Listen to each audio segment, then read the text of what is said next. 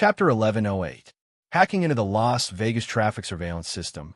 All he could see was the traffic situation in Las Vegas. In the eyes of ordinary people, this seemed like a boring thing. However, this boring thing changed when it came to Charlotte. He took in the cars and faces from the surveillance images, and his brain was also drawing up a map of Las Vegas that belonged to him. In the Las Vegas map, in his brain, the number of foreign cars, the number of local cars, how many cars were on the road, where they were going, how many cars were parked in the parking lot, how long they were parked, who entered where, who left where, etc. Everything seemed to be included in a documentary about Las Vegas, big and small, without missing a single detail. The amount of information was unimaginable, but Xiaolei's brain was able to store it easily. As long as he willed it, he would be able to find what he wanted from the information stored in his brain. He worked on this for the whole afternoon and only finished when it was dark. When he closed his hacker's laptop, the person who understood Las Vegas the most in the world was not the mayor of Las Vegas, nor was it the taxi driver who had driven in Las Vegas for decades, but Charlotte. Now, as long as he wanted to understand a certain place in Las Vegas, his brain would provide him with information about that place. The people there, the cars there, and even what kind of flowers were planted in that place's flower beds. He knew it all. With the Las Vegas map in his brain, Charlotte going to Las Vegas now was like going back to the hometown where he was born and raised. There was no place that he was unfamiliar with. Putting away the hacker's laptop, Charlotte lay in bed for a while. He quickly fell asleep until he was awakened by a loud noise. He climbed out of bed, went to the window, and looked out. Under the night sky, there was a bonfire in the open space behind the church. The residents of the town were singing and dancing around the bonfire. The accordion was, of course, an essential instrument. There was also tequila and roasted lamb. Charlotte saw the faces of a few young people. They were typical Mexican youths, and they were unfamiliar faces. Why are there few young people all of a sudden? Charlotte became vigilant.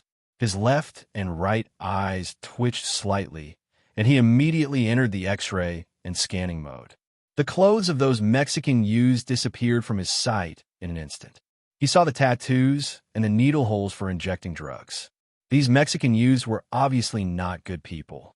They were either gang members or drug dealers or killers working for a drug lord. Charlotte also saw several members of the Zodiac Squad, as well as armed members of the Rescue Society. They were also in the clearing, but they were well disguised. Finally, he saw Giovanna, Stella, Teresa, Rosa, and Arendaz. Giovanna's identity was clear. Although she had changed her appearance, she had come as a bishop.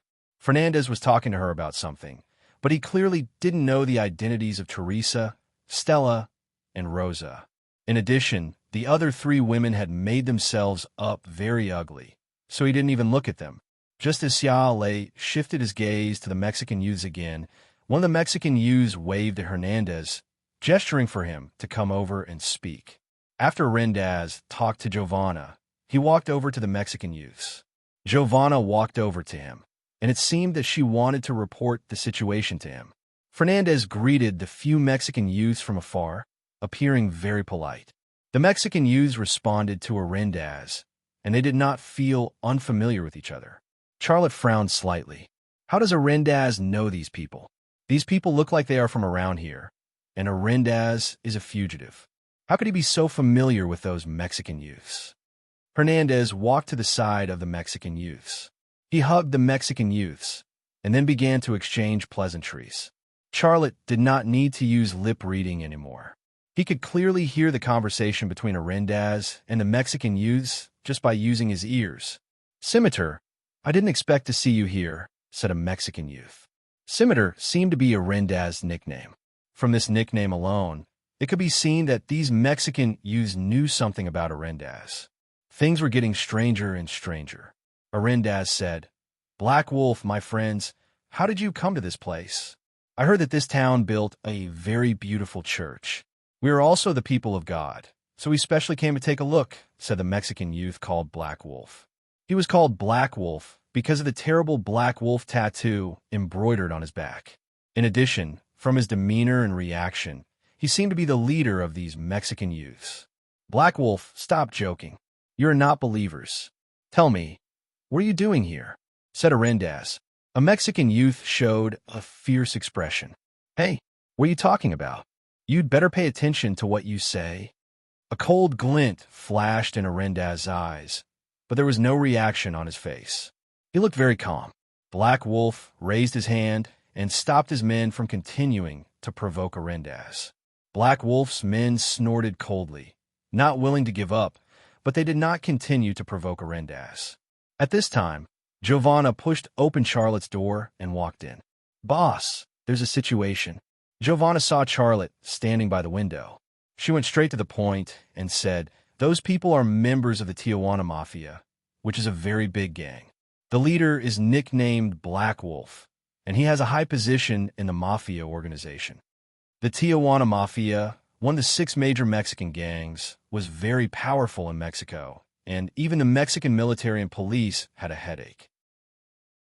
This Mafia organization was like a miniature kingdom, with its own power structure and rules of survival. Whoever threatened its interests would be chased by the members of the gang, and they would not stop until they were dead. Boss, Giovanna walked to Charlotte. Charlotte said, I know, I'm watching them talk. Giovanna stood next to Charlotte. She could also see Arendaz and the Tijuana Mafia members talking through the window, but she could only see a few blurred faces in the light of the bonfire and hear their voices. She was about to speak, but Charlotte shushed her, signaling her not to speak. She closed her mouth, then picked up Charlotte's coat from the bed and put it on Charlotte. Next to the bonfire, the conversation between the Tijuana Mafia members and Arendaz was still going on. Arendaz, we know your situation very well. Black Wolf said, your boss has put a bounty of $100,000 for your head. What do you think we should do? Arendaz said, Black Wolf, I'm not who I used to be. I don't have any grudges with you. Please let me go. Black Wolf sneered. That's $100,000. Do you think we'll let you go just because you say we'll let you go? Then what do you want? Arendaz put his hand down, ready to pull out his gun at any time. Several of Black Wolf's men also put their hands down.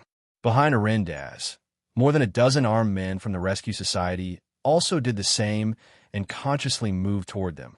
The atmosphere suddenly became tense. In Mexico, it was common for people to shoot each other because of a disagreement.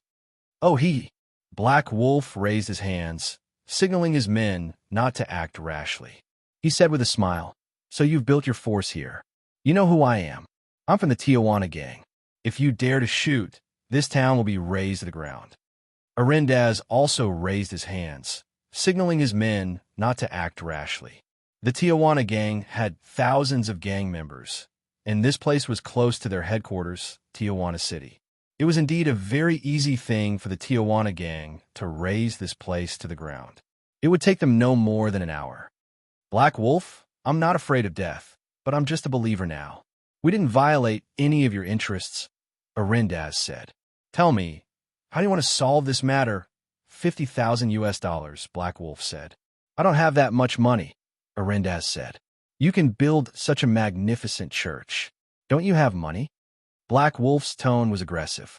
Relying on the Tijuana gang behind him, he didn't care about Arendaz and the members of the Rescue Society at all. In the room, Charlotte said, get one of our men to tell Arendaz to give those people $50,000. Giovanna nodded and followed him out. She was actually very curious about how Charlotte knew that those people were asking for $50,000 from Arendaz. In short, Charlotte was getting closer and closer to God in her mind. As soon as Giovanna went out, Black Wolf said, in addition to $50,000, there's one more thing I want you to do. If you finish it, you can stay here. Arendaz suppressed the anger in his heart. What do you want me to do?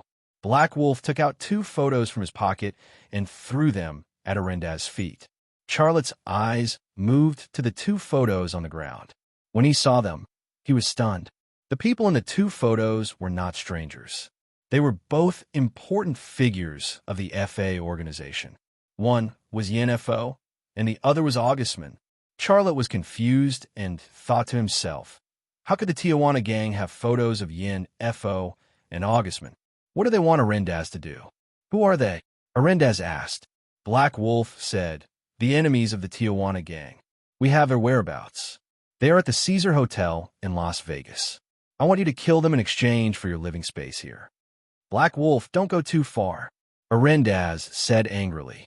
At this time, a Mexican teenager came to Arendaz's side and whispered in his ear. Arendaz said again, "We can give you 50,000 US dollars. Take the money and leave. I won't kill for you." Well, 50,000 US dollars is not a small amount. It can guarantee your safety for a year. At this time next year, we will come here again, Black Wolf said. Arendaz was about to lose his temper, but when he saw Giovanna, who was standing on the other side, winked at him, he shut his mouth. A woman from the Rescue Society came over with a plastic bag and handed it to Black Wolf. Black Wolf opened it and looked at it. Then he smiled and said, "Let's go." Several Tijuana gang members followed Black Wolf and left. In the room, Charlotte picked up the satellite phone and said lightly, "Akiko, wait for them to leave the town. Remember, leave 2 alive, and the last one is the leader." Akiko Tsukino's voice came through. "Roger that." Charlotte put down the satellite phone, and a sneer appeared at the corner of his mouth. If he dared to bomb the U.S. 7th Fleet, why would he be afraid of the Mexican gang? Chapter 1109. A pickup truck left the town and headed in the direction of Tijuana. Black Wolf, who was sitting in the passenger seat, glanced at the green straw hat town behind him through the rearview mirror. A sneer appeared on the corner of his mouth. "Boss, are we just going to let that kid go?" The man who was driving said, "Let him go? Humph." Black Wolf snorted coldly. "That's $100,000. Plus the $50,000 we got tonight, we can earn $150,000. When we go back, bring your guys and bring more people. We'll come here again tomorrow night." Ha ha ha. There was laughter in the car. Bang! The windshield of the pickup truck's driver's seat suddenly shattered. A bullet flew from the front and plunged into the driver's forehead. His forehead instantly exploded, and a large amount of blood and brain matter sprayed onto the shattered glass, as well as the bridge. "Damn! It must be Scimitar," someone shouted. "That kid tricked us." Someone cursed. Bang! Bang! The car was still sliding, but the sound of the window shattering was heard again. Bullets penetrated the pickup truck's window and the iron door of the car and plunged into the bodies of the people in the car. Bang! The pickup truck lost control and crashed into a tree on the side of the road. Then it stopped. Heilang opened the door and rolled out of the front passenger seat. He prostrated himself on the ground, vigilantly surveying all that he could see. Just as he was looking for a target, one of his men crawled out from behind with a pistol in his hand. He was still in shock. "Boss, those guys want to kill us. Call someone over." Black Wolf was shocked and angry. "How dare they declare war on our Tijuana gang? I'm going to massacre this town." Black Wolf's man took out his phone and dialed in a panic. But before he finished dialing, a bullet flew over and hit his palm. His palm was blown to pieces. "Ah!" Black Wolf's subordinate screamed and rolled on the ground. Bang! Black Wolf fired 2 shots in the direction of the bullet and then roared, "Scimitar, do you know what you're doing? Our people know we're here. If you kill me, our people will massacre this town. Let us leave, and we'll pretend nothing happened." Ah! A petite figure suddenly leaped over from the roof of the pickup truck. At that moment, a cold silver light sliced through Heilang's hand that was holding the gun. Heilang's right hand, which was holding the gun, was cut off. Together with the gun, it fell onto the gravel ground. The petite figure landed on the ground, holding an extremely sharp katana in her hand. Heilang subconsciously stretched out his left hand to grab the broken palm and gun that had fallen to the ground. Akiko Tsukino swung the katana in her hand, and the sword stabbed into Black Wolf's left palm, and then nailed his left palm to the ground. Heilang didn't dare to move again. He looked at the petite Asian woman in front of him in horror.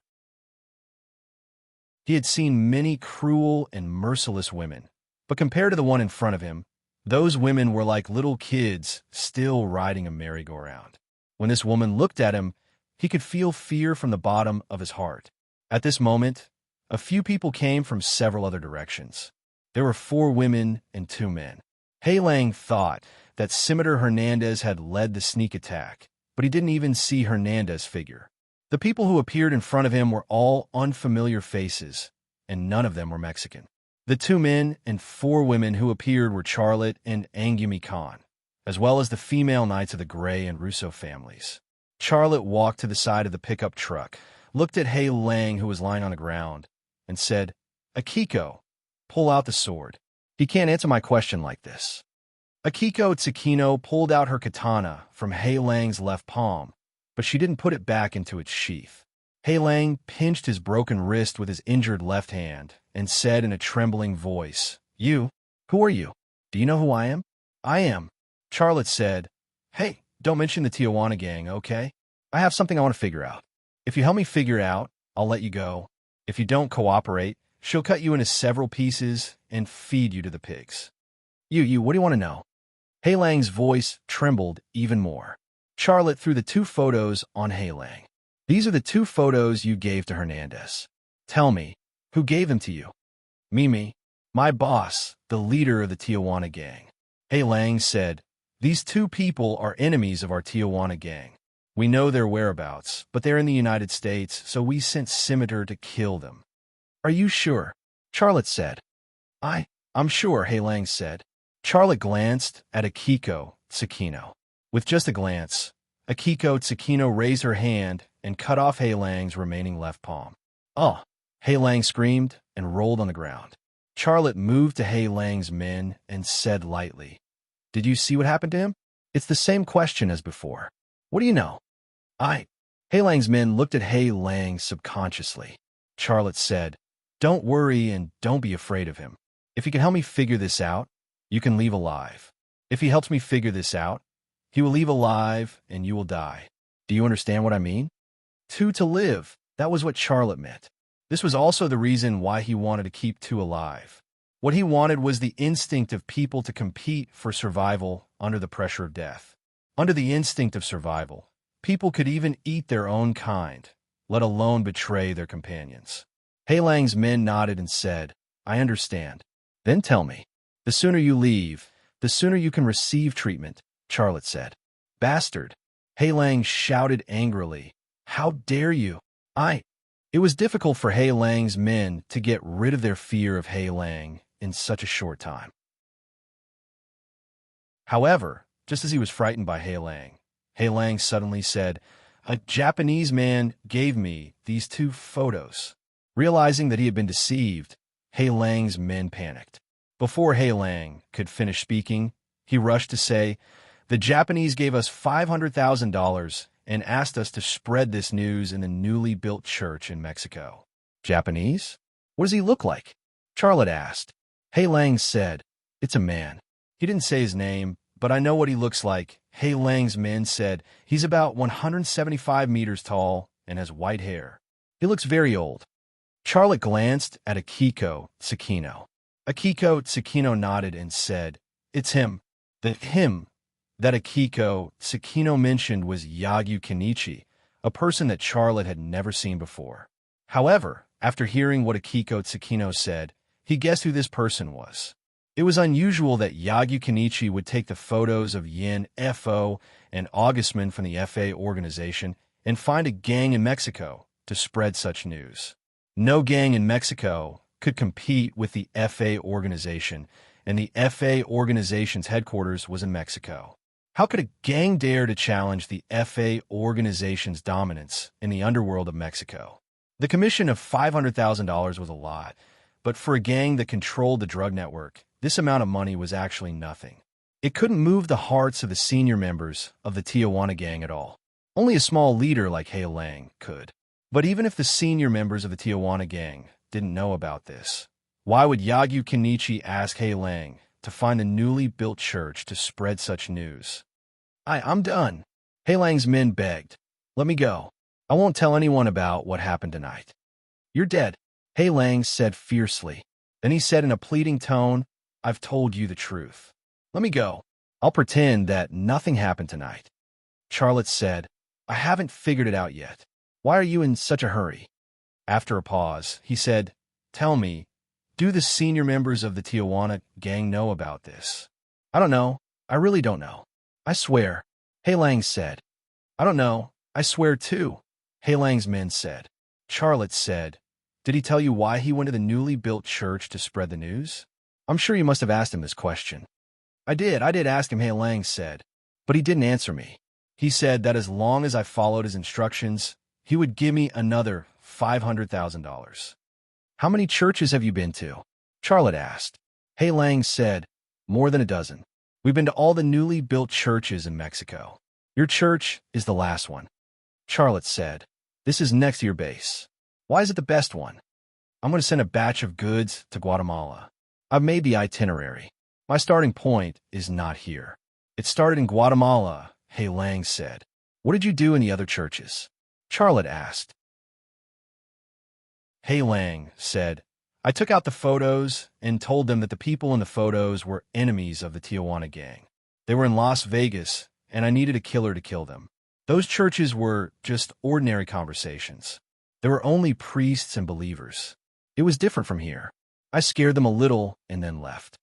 "No, he lied," Hei Lang's men suddenly said. "The Japanese also asked us to take pictures of all the churches, especially when we met the people in the churches. Then, we had to send the video to Las Vegas. Then, he would pay the remaining $500,000. Charlotte sneered. "Hei Lang, you actually hid such an important part from me." No. I was just about to say it." Hei Lang suddenly became nervous. "Tell me." Charlotte's tone suddenly became stern. "We're in Las Vegas. Did he ask you to send the video?" "The office of a Japanese company." Hei Lang didn't dare to hide anything. "I don't know the name of the Japanese company, but he told me an address, 112 Gold Rush Road. He said that as long as I got there, I could find him and get the remaining $500,000. "What else do you know?" Charlotte asked. Hei Lang shook his head. "That's all. I've told you everything." Charlotte glanced at Akiko Tsukino.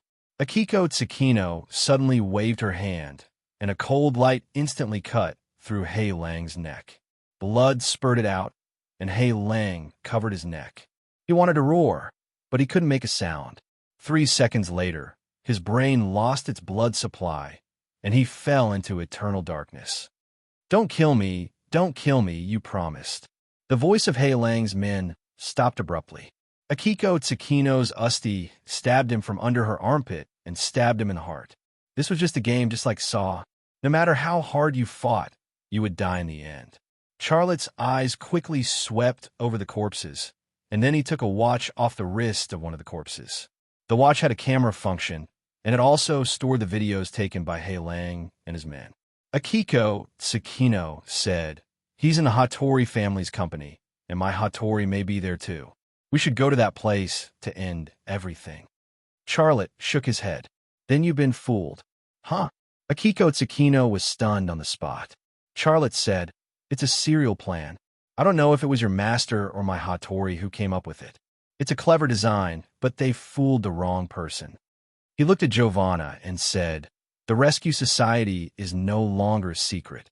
Tell the brothers and sisters of the Rescue Society to be careful. It's best to hide for a while." Giovanna nodded. "I'll tell them." The Rescue Society was developing rapidly. With so many believers, who could guarantee that there was no spy from the hostile camp among them? What's more, there was such a big church standing next to the Peace House.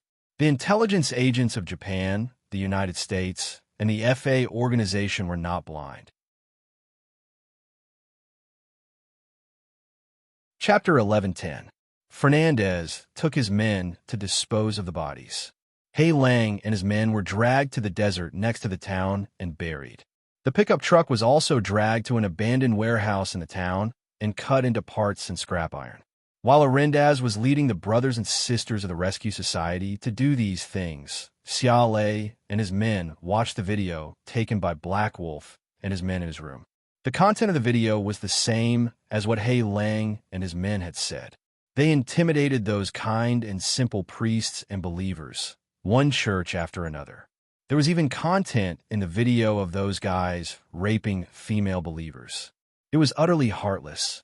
After watching the video, Akiko Tsukino said, "Boss, Hei Lang and his men are completely following my master's instructions, and I believe that all this must be my Hattori's idea. Hei Lang's men don't know that we are here at all. which means that my master and my Hattori can't possibly know that we are here. My master and my Hattori are in the place that Hei Lang said. How could this be a trap? Yes. And Yumi-kan also said, this is a chance to kill that Japanese woman. Let's go to the office of that Japanese company and kill her and her people. Charlotte was silent for a moment before he said, if we go, I'm afraid that we won't be facing a few Japanese samurai, but the entire Japanese samurai world. This is not the worst situation. The worst thing is that the CIA and the military will also ambush there. Can we win against an army? Do you think we can win against the CIB field agents who are all out? Killing Akiko, Sakino, Kenichi Yagyu, and even Yenfo and Augustman was a great temptation for him and the members of the Zodiac team. But if this was really a trap, then what he said might become a reality. Once they went to that place, not only would there be Japanese samurai waiting for them, but there would also be CIA agents and the most elite special forces of the United States. It would be a deadly trap. Everyone in the room was silent. Whether it was Akiko, Sakino, and Yumi-kan, or the women of the Gray and Russo families, they were all very brave, but they could not defeat the special forces of the United States, not to mention the Japanese samurai, the CIA, and the FA organization. I want to kill my Hattori. This is one of the important reasons I came to the United States this time. Charlotte said, but we can't be reckless. We have to outsmart her. We have to leave Mexico. Get ready. We'll leave in half an hour. Akiko, Tsukino, and Yumi-kan then left Charlotte's room to pack their luggage. The two Zodiac members did not have any nostalgia for this place, but the women from the Gray and Russo families did not return to their rooms to pack their luggage. Giovanna hesitated for a moment and said, Boss, it was not easy for us to build a church here. The residents here are our believers. If we leave them here at this time, they are likely to face the revenge of the Tijuana gang. Charlotte said, Black Wolf and the others took a private job. They will not share $1 million with others. So, the top management of the Tijuana gang will not know about this. I'm only worried that the people from the FA organization will know something.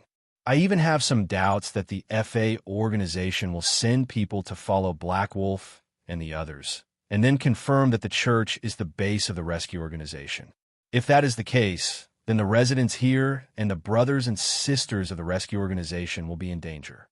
Then what should we do? Stella asked worriedly. Are we going to leave them? Rosa and Teresa also looked at each other.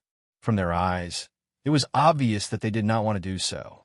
However, they knew very well that the people in front of them could not fight against the FA organization at all, let alone the Tijuana gang.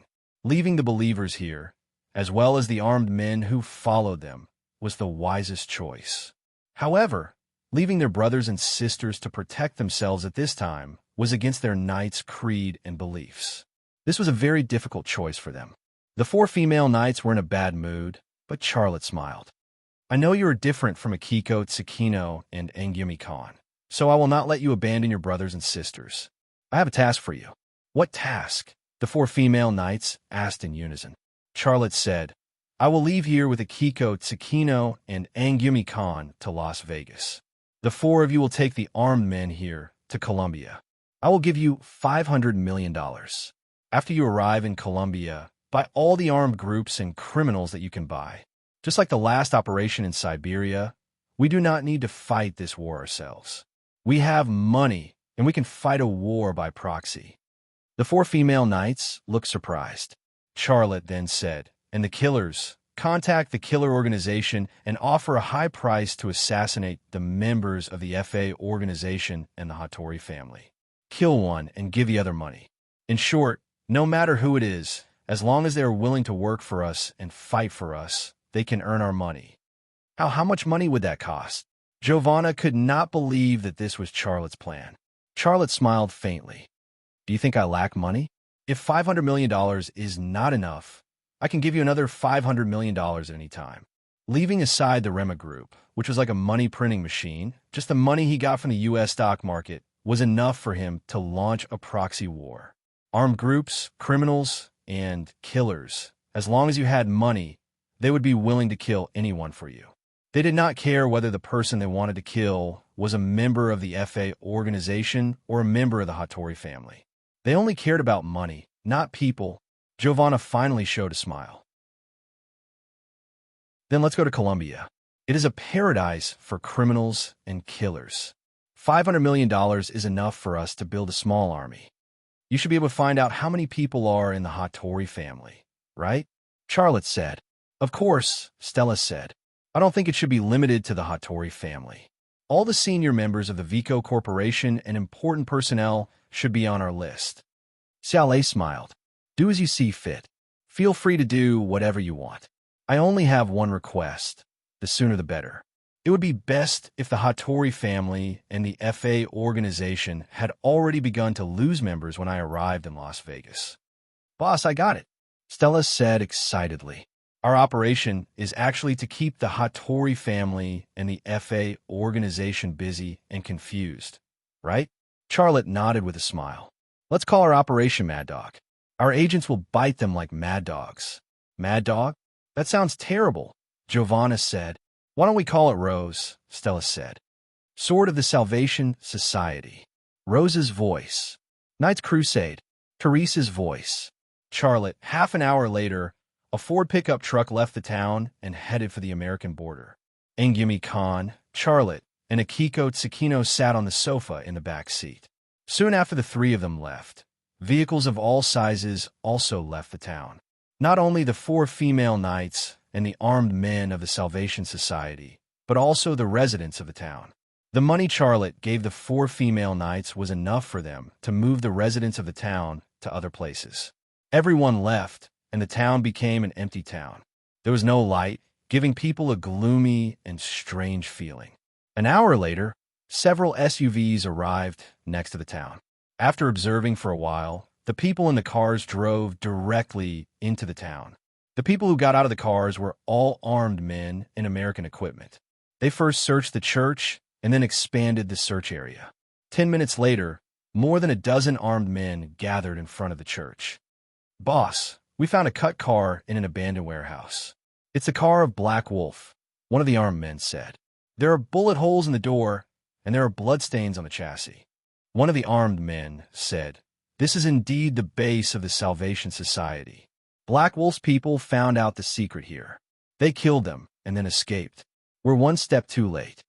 The leader of the armed men's face was gloomy. He took out a satellite phone and dialed a number. After it was connected, he said in a deep voice, Mr. Yin, we found the base of the Salvation Society in Mexico. Don't touch the people there. Pretend to be passing by. Wait for them to pass the message back. Then kill all the people, Yenfo said.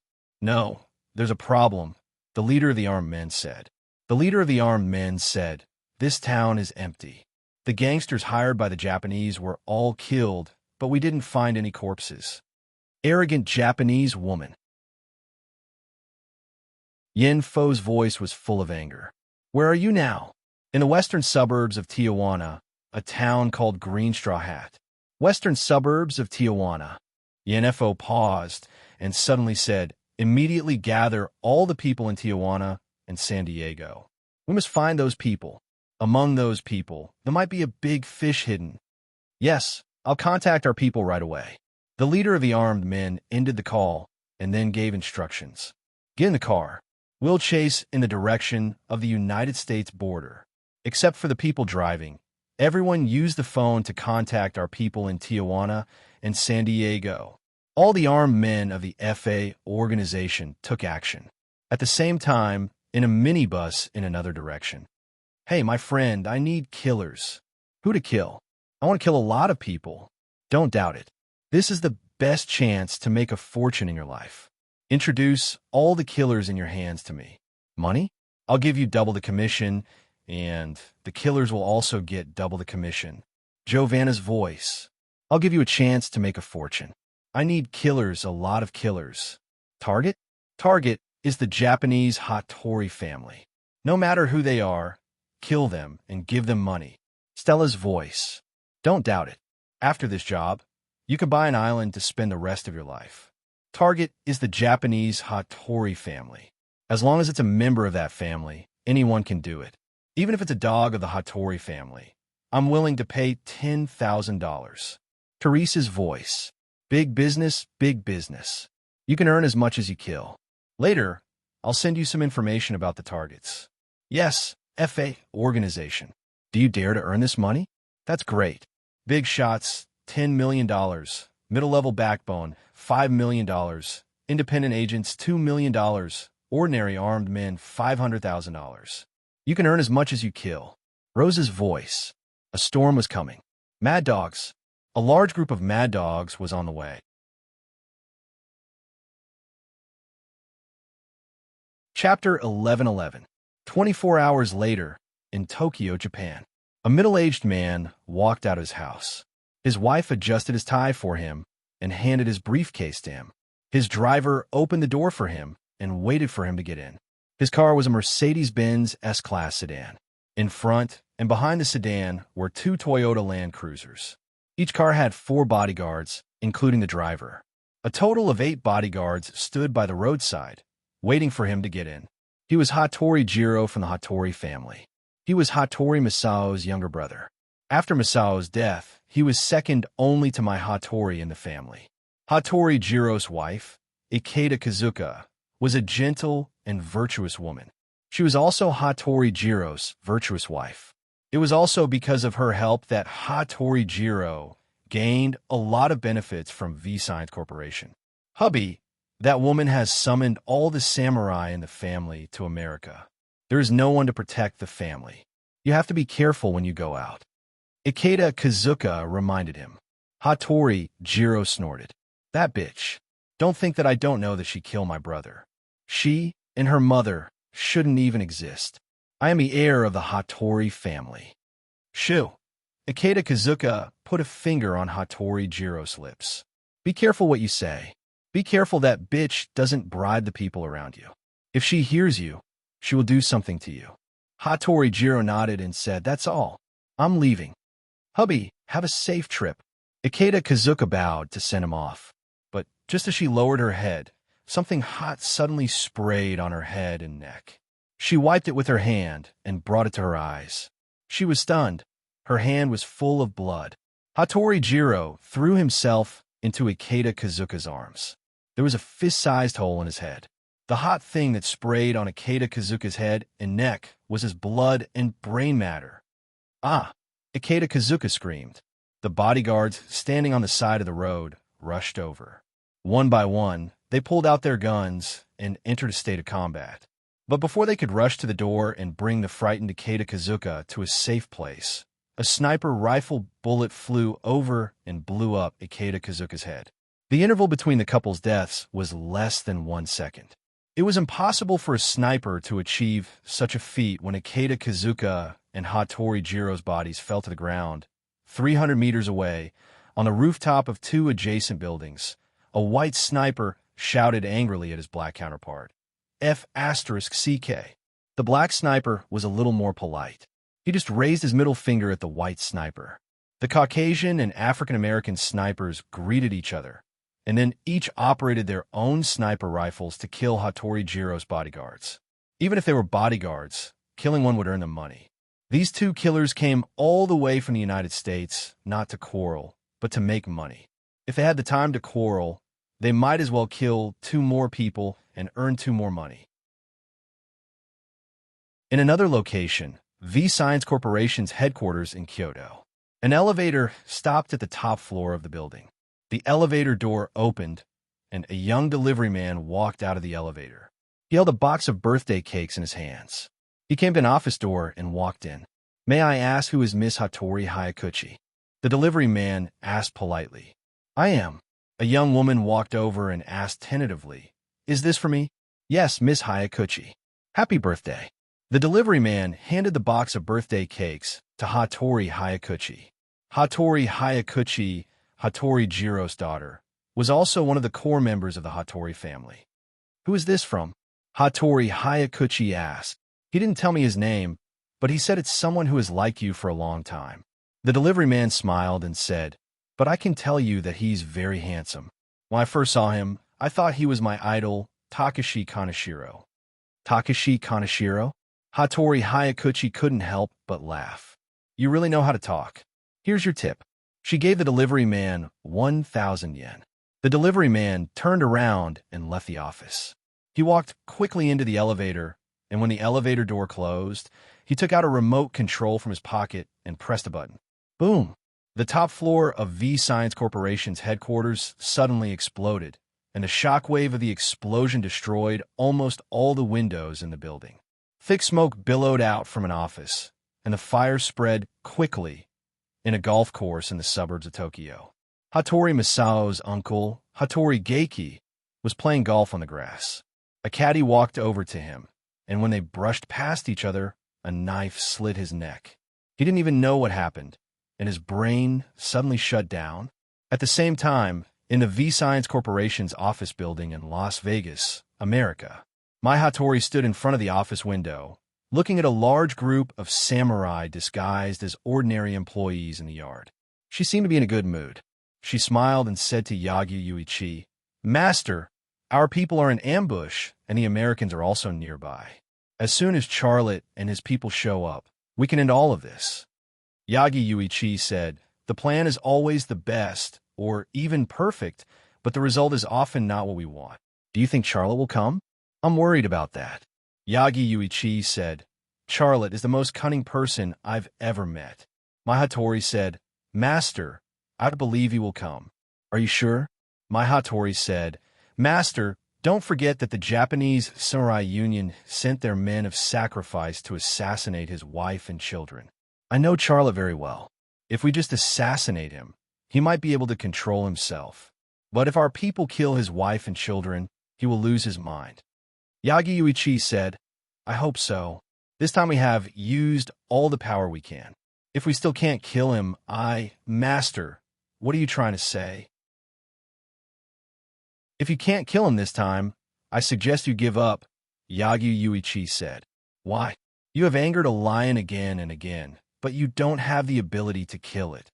Once it catches up with you, it will tear you apart," Yagi Yuichi said. Mai Hattori smiled disapprovingly. "Master, don't forget that we have the United States behind us. The most powerful empire in the world is our ally. Our interests are the same as theirs. The Americans want to kill Charlotte more than we do. A lion?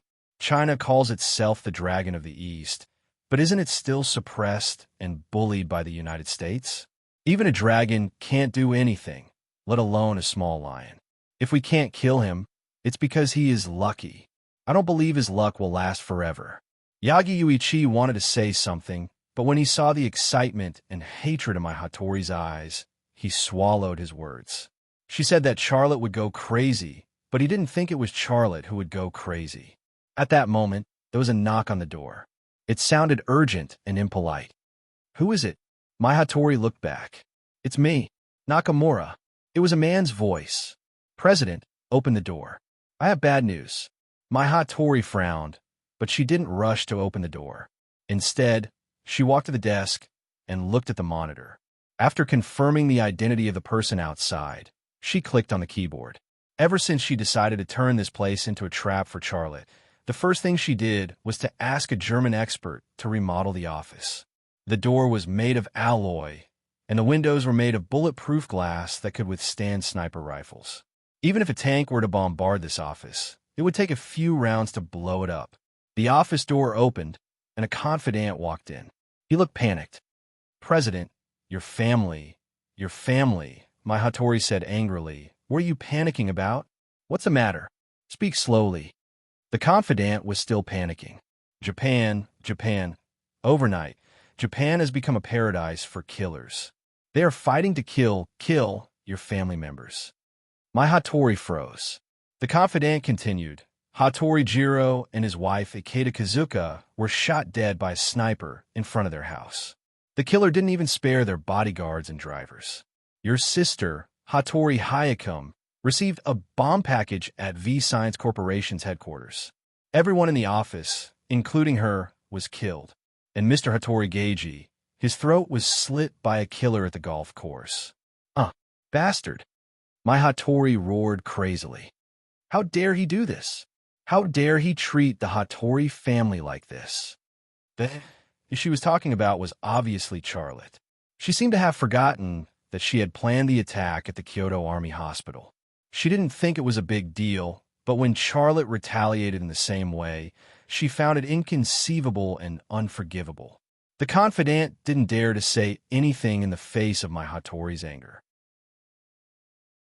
He had finished what he wanted to say, so he lowered his head. Yagi Yuichi was the only one who was unfazed by Hattori Mei's fury. He calmly replied, "I've told you just now. You've been provoking a lion time and time again, but you don't have the ability to kill it. Once it attacks you, it'll tear you apart. What about my mother?" My Hattori suddenly grabbed the confidant's collar and asked anxiously. "Your mother is fine," the confidant said. My Hattori let out a sigh of relief. "Go, find out which killer organization was involved in this attack. I want them to pay with their blood." "Yes." The confidant turned and left. The door of the office was closed again. My Hattori punched the desk and roared crazily, "Charlotte, I will kill you with my own hands." Yagyu Yuki said calmly, "You'd better not have that idea. He did this to provoke you. I have a feeling that Charlotte should be in the United States now. Give up your idea of revenge. Now is not the time to divide our forces. The person the Japanese Samurai Union wants to deal with is Charlotte, not those killer organizations." I was wrong. My Hattori lowered her head. She didn't look at Yagyu Yuki, but her eyes were like those of a poisonous snake.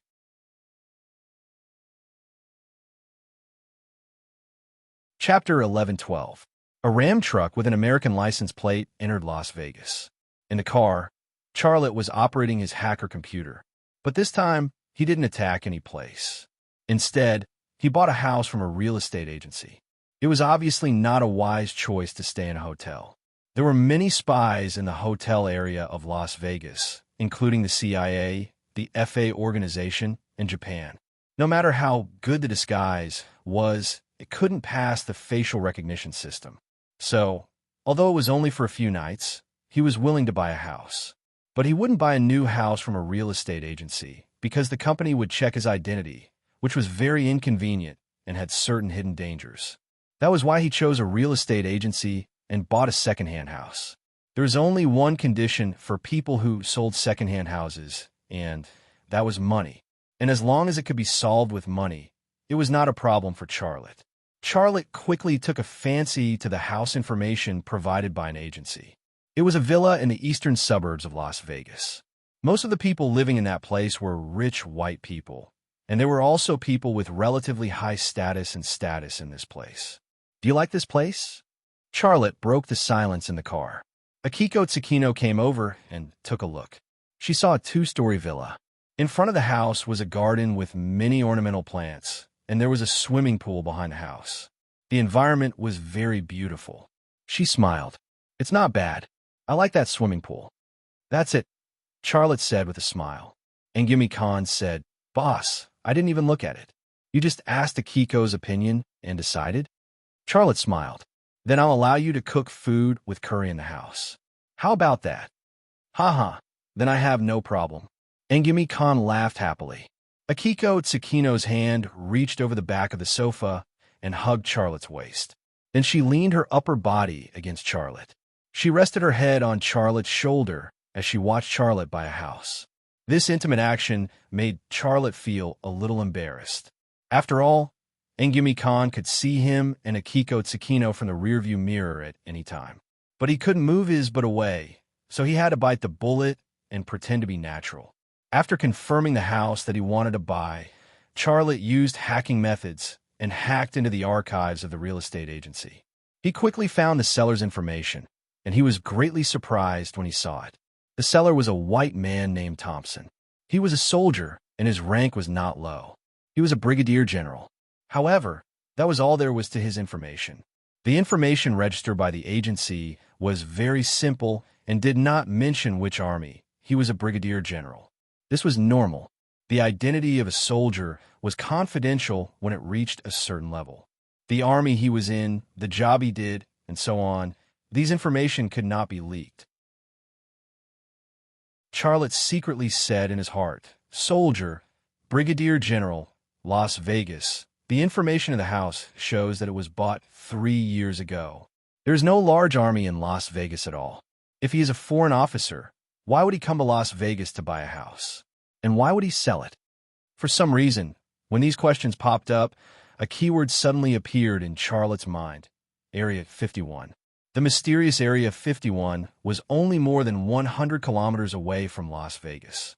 With the convenient transportation in Las Vegas, it could be reached in an hour's drive. So, it was normal for this brigadier general named Thompson to buy a house in Las Vegas. Boss, a soldier's house? And it's a brigadier general. Akiko Tsukino also saw the information. She was a little worried and said, "If we buy his house, will there be a problem?" Angumi Khan, who was driving, could not help but look back, but he did not see the information on the monitor. However, he still expressed his concern. "Boss, if it is a soldier's house, you have to think about it carefully. Compared to ordinary sellers, he is fully capable of investigating our identity. If he suspects anything, we will be in trouble." Charlotte said, "Why would a brigadier general want to sell a house?" Akiko Tsukino and Angumi Khan could not help but look at each other. Both of them could not understand Charlotte's thoughts. Charlotte looked at the multifunction watch on his hand and suddenly said, "It is 2 o'clock in the afternoon. Let's go to his house and have a look. If there is no one at home, we may be able to find some valuable information." Angumi Khan smiled bitterly and said, "Boss, we can buy another house. Why take this risk?" Charlotte said, "Because I suspect that he is a soldier of Area 51. Angumi Khan was stunned for a moment, then shrugged his shoulders. "Well, I will drive there now." Akiko Tsukino, who was leaning on Charlotte's shoulder, smiled. "I know what you want to do now. Your mind is like a net." Charlotte just smiled and began to browse the news. The website he logged on was the Asahi Shimbun website, which was the portal of the Japanese news industry. As soon as he opened the interface of the Asahi Shimbun, the headline on the front page was the news of the assassination of Abdomen Jiro's family. This news report also showed the names of other members of the Hattori family, but all of them were dead. The total number reached 28. This number gave Xia Lei a fright.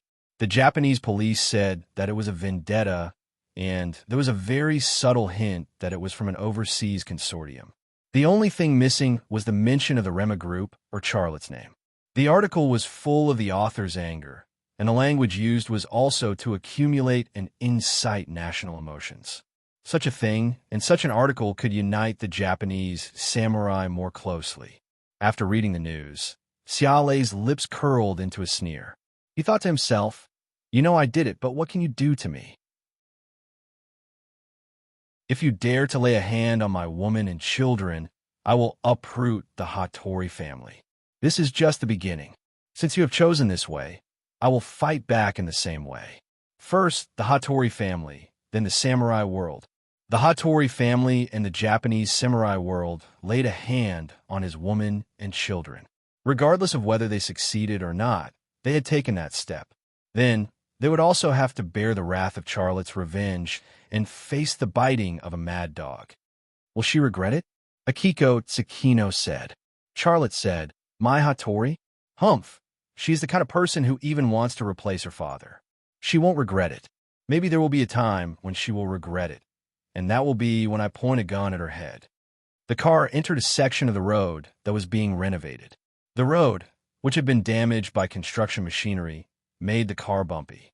Akiko Tsukino's chest bumped against Charlotte's arm and shoulder armor. There was also a soft squeeze. But even on such a road, Akiko Tsukino did not move her butt. She still kept her position close to Charlotte. Maybe she had been looking forward to such a bad road. In China, she had almost no chance to be with Charlotte.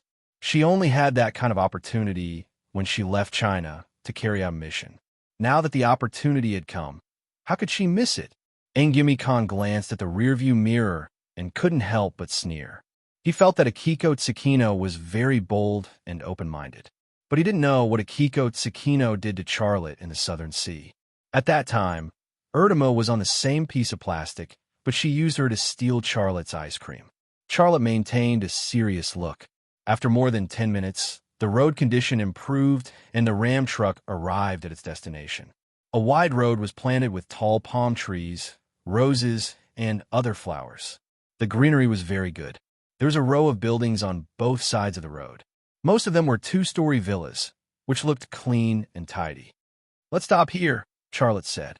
Engumi Khan stopped the car, then followed Charlotte out of the car and walked along the road.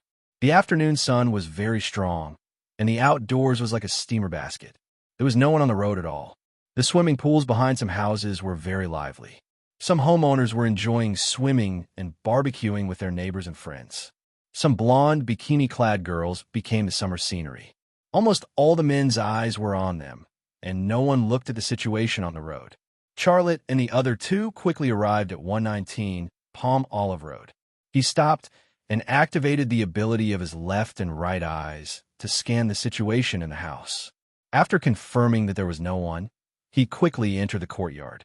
The door of the house was equipped with surveillance cameras, an electronic password lock, and an alarm device. But these things were not an obstacle for Charlotte. It only took him 20 seconds to use a cracker to unlock the electronic password lock, then open the door and enter Thompson's house. After entering Thompson's house, the first thing he did was find the hard drive of the surveillance camera and delete about 30 seconds of content. The interior of the house was not very high-end. The style was Western American. There was a fireplace made of red bricks in the living room, a deer's head, and a shotgun. On the ground next to the fireplace was a bed and a rocking chair. Presumably, that was where Thompson drank his coffee and read the newspaper. Akiko Tsukino and Engumi Khan quickly completed the inspection of the second floor. The two returned to the living room on the first floor and stood beside Charlotte. "There's no one upstairs. It's safe," Engumi Khan said. Akiko Tsukino handed a photo folder to Charlotte and said, "Is this considered valuable information?" Charlotte took a look.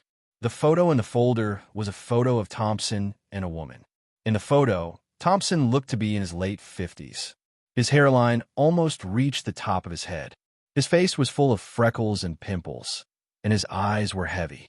Such a man was ugly even in the American aesthetic concept. But the woman in his arms was definitely a sexy stunner. She looked to be in her 20s. Her face and body were very delicate. Her chest was firm and full, and her buttocks were very full and tight. Such a woman was the best to attract the interest of European and American men. Although it was just a photo, Charlotte had already smelled his value. He smiled and said, "The salary of an American soldier is very high compared to that of an ordinary office worker. An ordinary soldier can get more than $3,000 a month. A brigadier general like him can probably get more than $11,000 a month. This is very high, but it's obviously not enough to live in such a house and raise such a woman." "Akiko, this is indeed a valuable clue." Akiko Tsukino smiled. She would be very happy with Charlotte's praise, even if it was a very simple one. A few minutes later, Charlotte came to Thompson's study and began to work.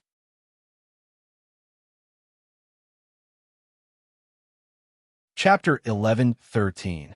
As night fell, the whole of Las Vegas entered a different mode. The dazzling red lights, the shuttling cars, and all kinds of people, all kinds of desires intertwined together to form a colorful picture that could not be dispelled. This picture exuded the smell of money, alcohol, perfume, and hormones. MGM Mirage Casino. A few people sat at a table in the VIP lounge playing Texas Hold'em. There were 3 Caucasians, 1 Mexican, and 1 Caucasian youth. He looked like he was mixed race with a bit of Asian blood. The sexy bunny dealer was dealing cards to no one. Thompson was one of the 3 Caucasians. Sitting next to him was his girlfriend, a young and beautiful Caucasian girl, Alice. She was a French girl who came to the United States to pursue her dream. She liked music, but until now, no record company had signed a contract with her. The most recent audition was 2 months ago. Thompson was in a bad mood because he had lost the salary he had just received in the gambling tonight. The mixed-race youth sitting across from him was undoubtedly the luckiest person at the table. There were about $50,000 of chips piled up in front of him. Not only was he lucky, but he was also very handsome. His appearance and hairstyle made him look like Justin Bieber, who had just won a Grammy Award. Alice's eyes would wander over him 3 times a minute on average. If Thompson was not by her side, this frequency would probably be higher. "Baby, wait for me." I'll go exchange some chips. Thompson got up and left. Alice sat in Thompson's seat and took over his gambling. When the dealer dealt the cards, her eyes moved unscrupulously to the face of the mixed-race youth sitting across from her. The mixed-race youth smiled at her. For some reason, she felt as if she had been electrocuted. Thompson went to the counter where the chips were exchanged and used his credit card to swipe $10,000 worth of chips. If he lost again and the house was not sold in time, he would have to breach the contract. As he walked back with the chips, a bunny girl with free drinks stopped beside him. He reached for a glass of red wine and drank it in one gulp. Then, he let out a long breath. He seemed to have found the courage to defeat his opponent and win the gambling game. Beep, beep, beep, beep. At this moment, his phone suddenly rang.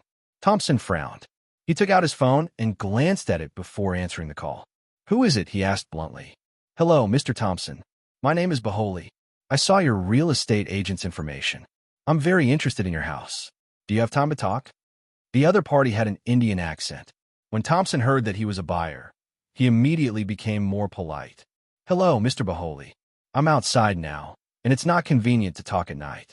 How about this? Come to my house tomorrow morning, and we can talk." "Okay, no problem." Baholi's voice was heard. "By the way, can you tell me how you plan to pay?" Thompson asked. Baholi said, "Cash. I don't want to go to the bank to get a loan. Their interest rate is simply blood-sucking." "That's great. We can save some trouble on the paperwork. Do you need to call someone from the agency?" "No need. No need. If you're sure you want to buy, I can even cancel the sales contract with the agency and sell it to you at a more favorable price," Thompson said. Okay. That way, you can save a lot of money." Baholi said with a smile. "That's it then. See you tomorrow, Mr. Baholi." "Goodbye, Mr. Thompson." Baholi hung up the phone. After ending the call, Thompson's mood improved and his heavy footsteps became much lighter. He returned to the gambling table, only to find that Alice had already lost all his remaining chips. Big-breasted, brainless woman. She only knows how to spend money. Thompson cursed in his heart, but on the surface, he said gently, "Baby, let me do it." Alice got up and gave up her seat, returning to her original position to watch the game.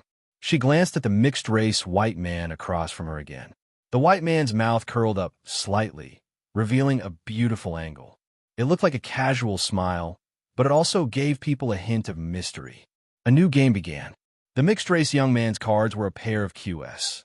Thompson's open cards were an ace and a king, but his hidden card was an ace. In terms of open cards, the mixed-race young man's cards were bigger, but if the hidden cards were included, Thompson's cards were bigger. $10,000. The mixed-race young man was very generous. The other three players all folded, and some people complained that the mixed-race young man's luck was too good. "I'm in." Thompson also pushed out all the chips he had just exchanged. The mixed-race young man frowned. "You only have $10,000? Thompson felt the other person's contempt, and he said bluntly, "I don't want to win more money from you." The mixed-race young man shrugged and said to the dealer, "Please deal." According to the rules of the game, Thompson had bet everything he had. Even if the mixed-race young man had more money than him, he would still have to deal all the cards and finish the game. The dealer quickly finished dealing. The mixed-race young man's open cards were 3 QS and a jack. Thompson's open cards were 2 aces and 2 kings.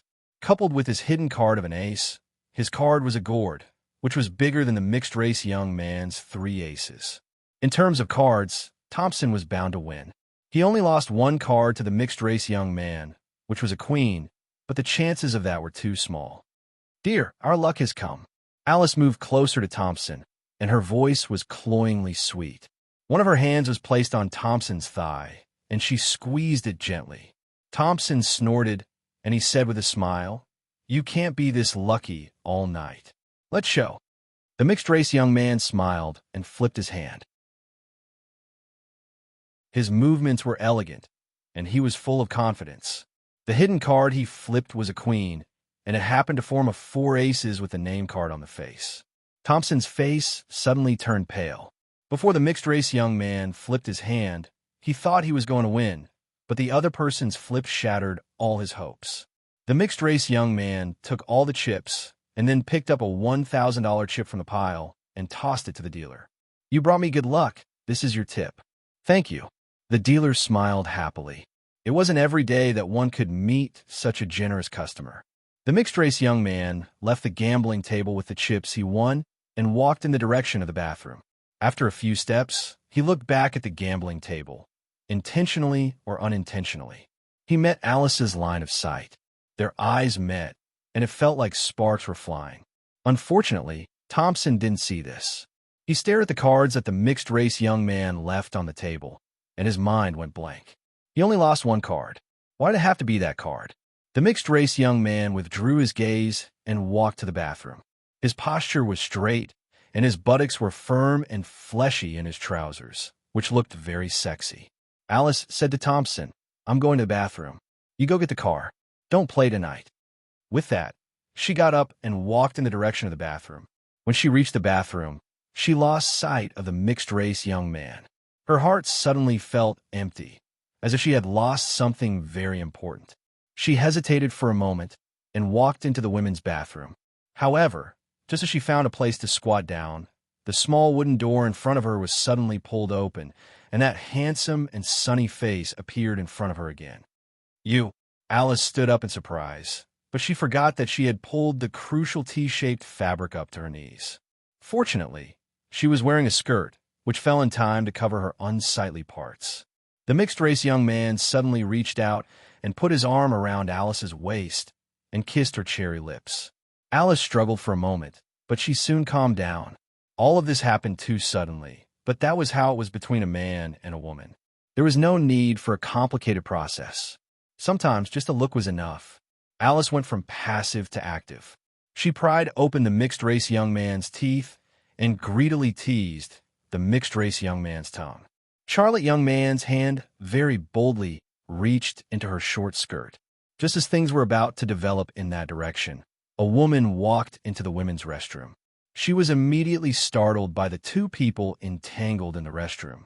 She was stunned for a moment before saying, "Did I come to the wrong place?" Only then did the two of them separate. The mixed-race young man looked back at the woman with a smile on his face. "Sorry, Mom, we couldn't help it." Good-looking men were also welcome in the women's bathroom, so the woman did not pursue anything. She even smiled at the mixed-race young man.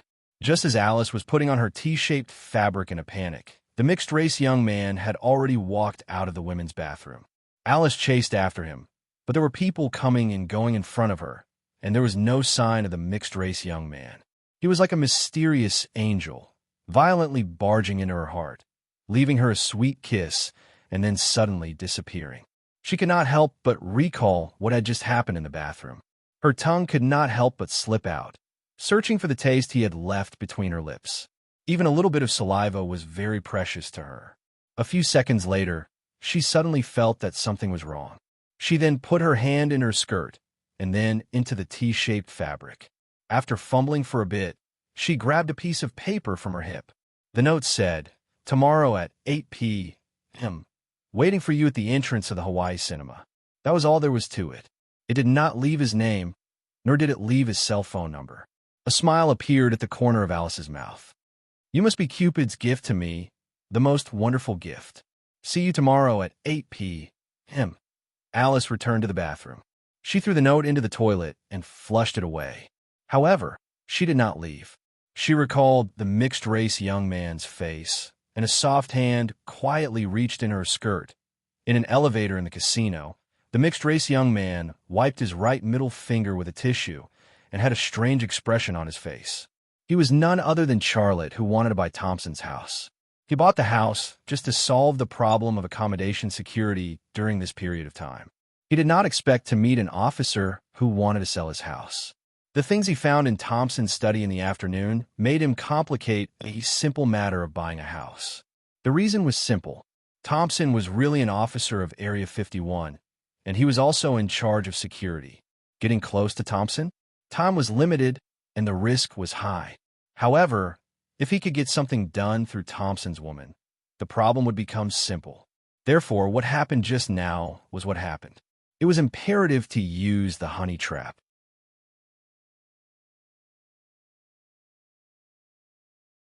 Chapter 11:14.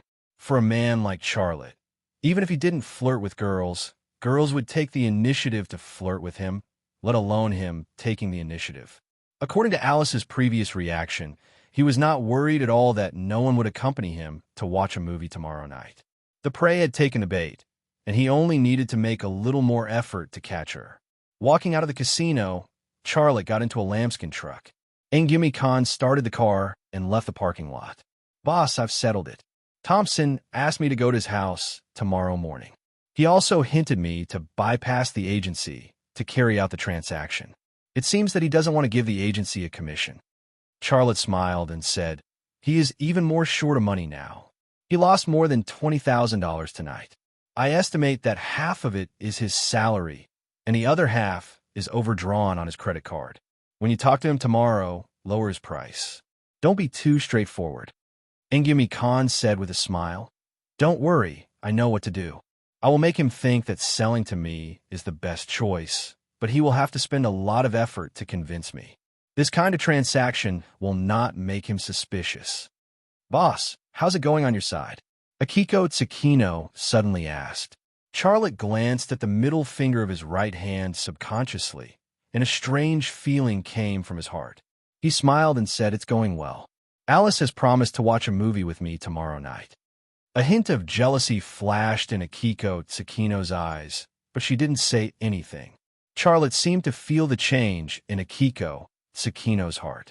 He quietly reached out and held her hand on the sofa. Then he whispered in her ear, that woman named Alice plays a very key role in my plan. I have no choice but to do this. Do you think I want to hit on her? She can't even compare to one of your toes. A smile suddenly appeared on Akiko Tsukino's face. No woman would dislike such compliments, not to mention that it came from Charlotte's mouth. Actually, she wasn't really jealous of Charlotte, because if she really wanted to be jealous of Charlotte, she would have died from the sourness long ago. I'm not imagining things. Akiko Tsukino put her mouth next to Charlotte's ear and said, we didn't buy a house. Where are we going to stay tonight? Charlotte thought for a moment and said, we can't stay in a hotel. Let's leave the city and spend the night in the desert behind Thompson's house. We can also monitor Thompson's movements. This sentence was not only said to Akiko Tsukino, but also to Engumi Khan. The Indian said, Boss, the person in charge of monitoring Thompson must be me, right? Who else could it be if not you? Without waiting for Charlotte to speak, Akiko Tsukino rushed to say, I'll be responsible for protecting the boss's safety, and you'll be responsible for monitoring Thompson and that woman. It's settled. Engumi Khan, the Indian, felt quite wronged because he was sure that the Japanese female ninja's so-called protection of the boss would not be a hard thing, but definitely a very happy thing. But could he say that this arrangement was not the most reasonable? He began to miss his Russian woman. If Yelena was here, he could happily monitor Thompson. The moonlight was alluring, and Las Vegas was like an illusion in the moonlight. When it was left behind, people felt like they had walked out of the illusion and returned to the real world. It felt like a dream. A ram truck climbed up a sand dune and slid down. Engumi Khan got out of the driver's seat, then carried his equipment bag and climbed up the sand dune. The height of the sand dune was just right, allowing him to have a panoramic view of Thompson's house. Be careful. Don't let anyone find you, Charlotte reminded him. From the moment he stepped into Las Vegas, it was as if he had stepped into a net. If he revealed any traces at this time, the enemy would quickly close the net, and he would not be able to escape even if he had wings. Therefore, every move he made had to be careful, cautious, and cautious. Engumi Khan turned around and looked at Charlotte, a mischievous smile on his face. Boss, don't worry. There won't be any problems. Have fun, and don't worry that I'll peep at you. Charlotte, the Indian, was good at everything, but sometimes his mouth was a little annoying. Engumi Khan left and disappeared into the sand dune. Only Charlotte and Akiko Tsukino were left on the sand dune. The Japanese woman looked very happy. She took out a blanket from the trunk and laid it on the sand next to the ram truck. She did not just lay it on the ground. After laying it, she smoothed the four corners of the blanket to make it look very flat, like a Japanese tatami, giving people a very comfortable feeling. After laying out the blankets, She took out water and food from the trunk and began to prepare dinner. She was meticulous and especially docile throughout the entire process, just like a typical Japanese housewife. Charlotte smiled and said, "We can just make do here for the night. Why are you so particular?" Akiko Tsukino smiled and said in a very docile tone, "In Japan, women are responsible for everything in the family. How to make their husbands live a comfortable life and how to serve them well are also lessons that every Japanese woman has to learn." Charlotte just smiled and did not reply. He remembered a very interesting statistic about the social status of women in Asian countries. According to the statistics, women in China had the highest social status among all the countries in Asia. Japanese women ranked 9th in the social status of Asian countries, which was actually a very low number. Just as Charlotte was thinking about this statistic, Akiko Tsukino stepped on the blanket and walked to Charlotte, then knelt in front of Charlotte. "Akiko, what are you doing?" Charlotte looked at her with some astonishment. Akiko Tsukino pursed her lips and smiled. She did not speak, but reached out and grabbed one of Charlotte's feet and took off his shoes.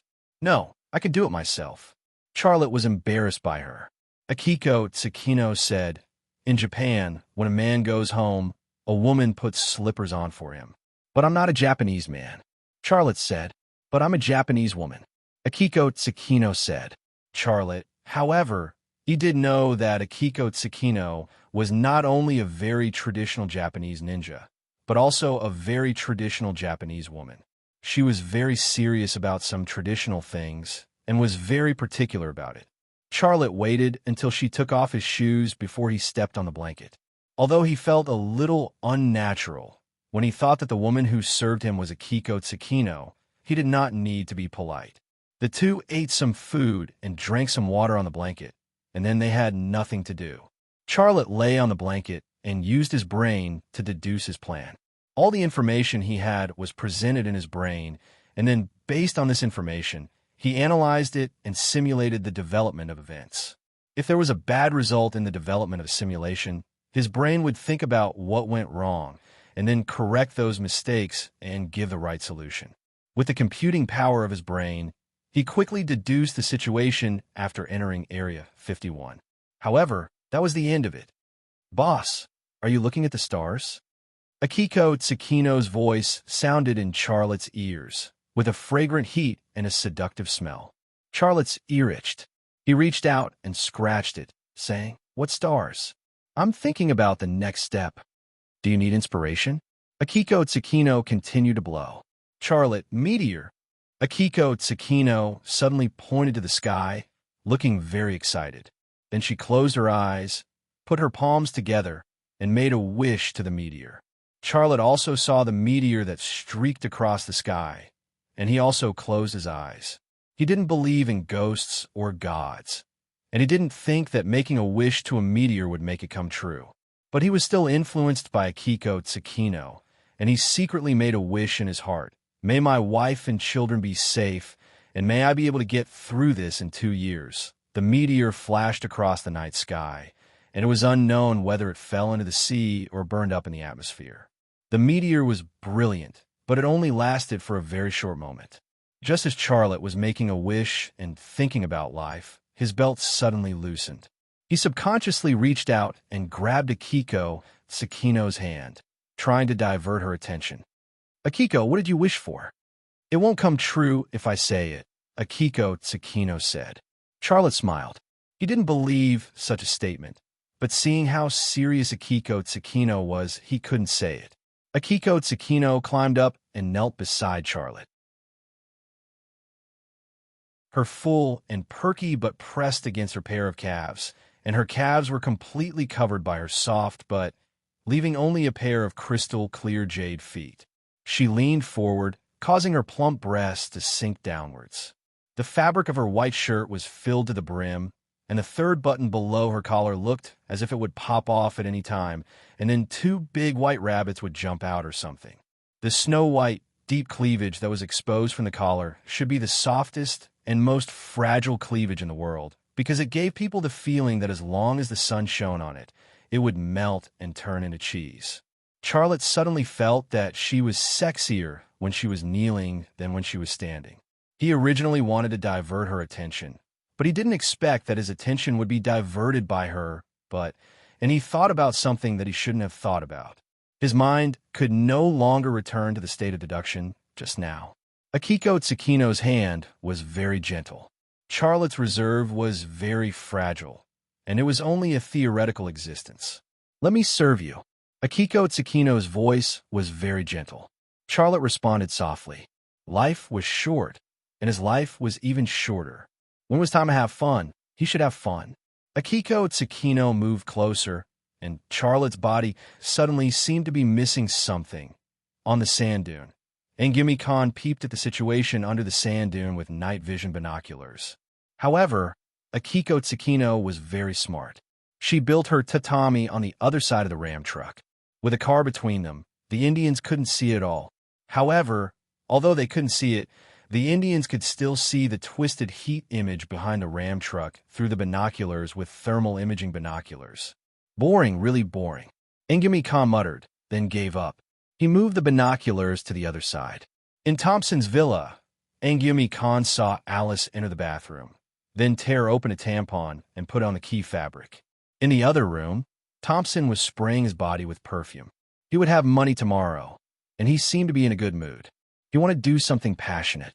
Alice entered Thompson's room, and Thompson couldn't wait to hold Alice in his arms. Alice pushed Thompson away. "Honey, my thing is here. I can't do it today." Thompson reached out and touched it, and suddenly fell on the bed like a deflated ball. "Go to sleep. We still have to sell the house tomorrow. You need to be in a good state." Alice turned off the light. Angumi Khan frowned and cursed. "This little B asterisk TCH is so cunning. Can boss handle her?" Then, he moved the binoculars to the ram truck and watched quietly. The following night was destined to be a sleepless night for the Indians.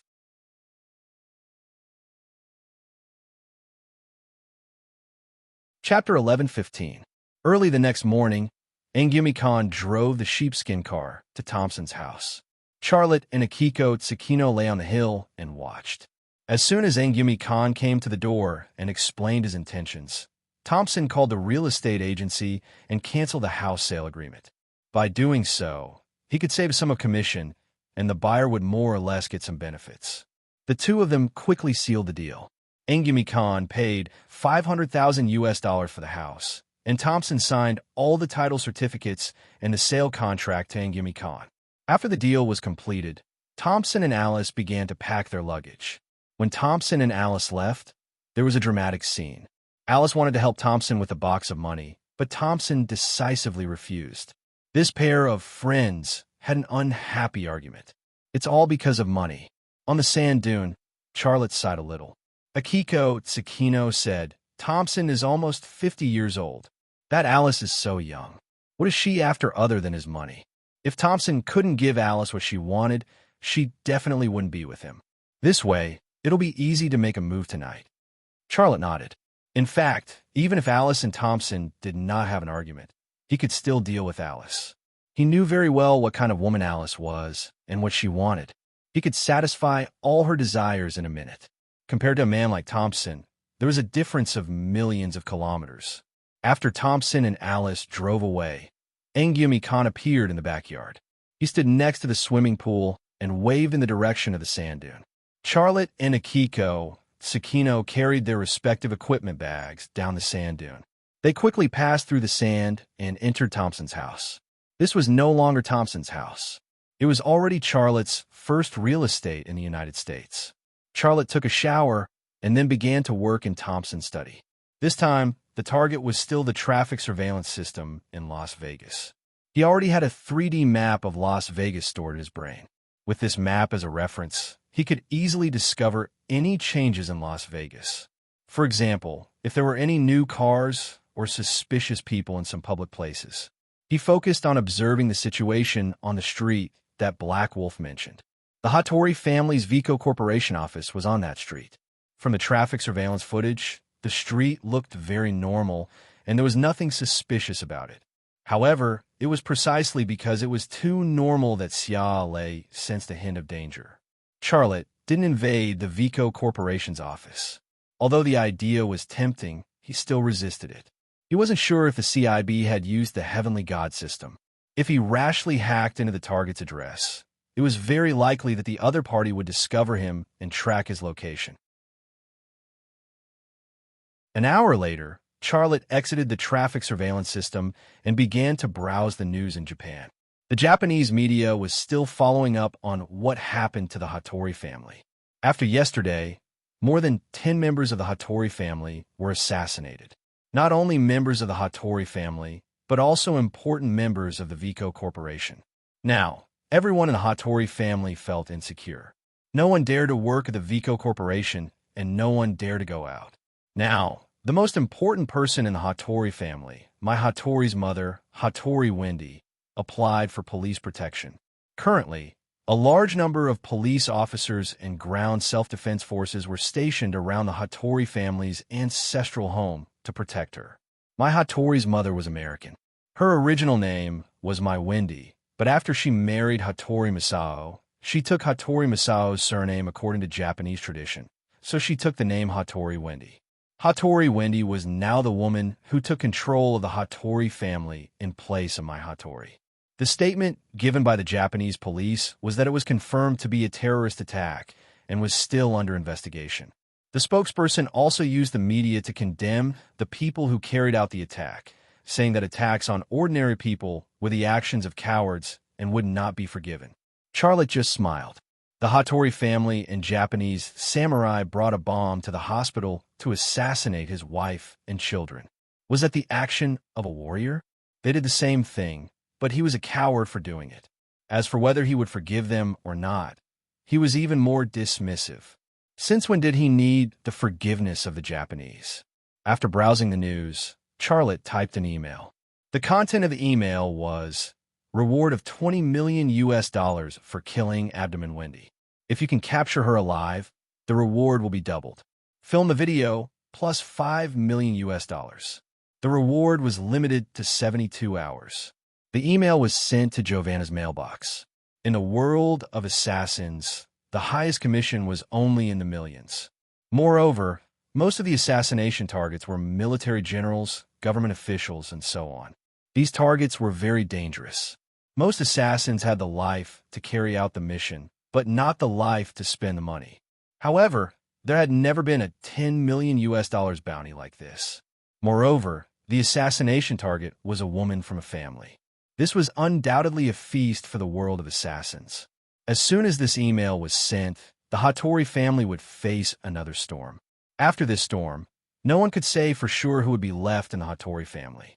After sending the email, Charlotte closed his eyes and let his brain enter super mode.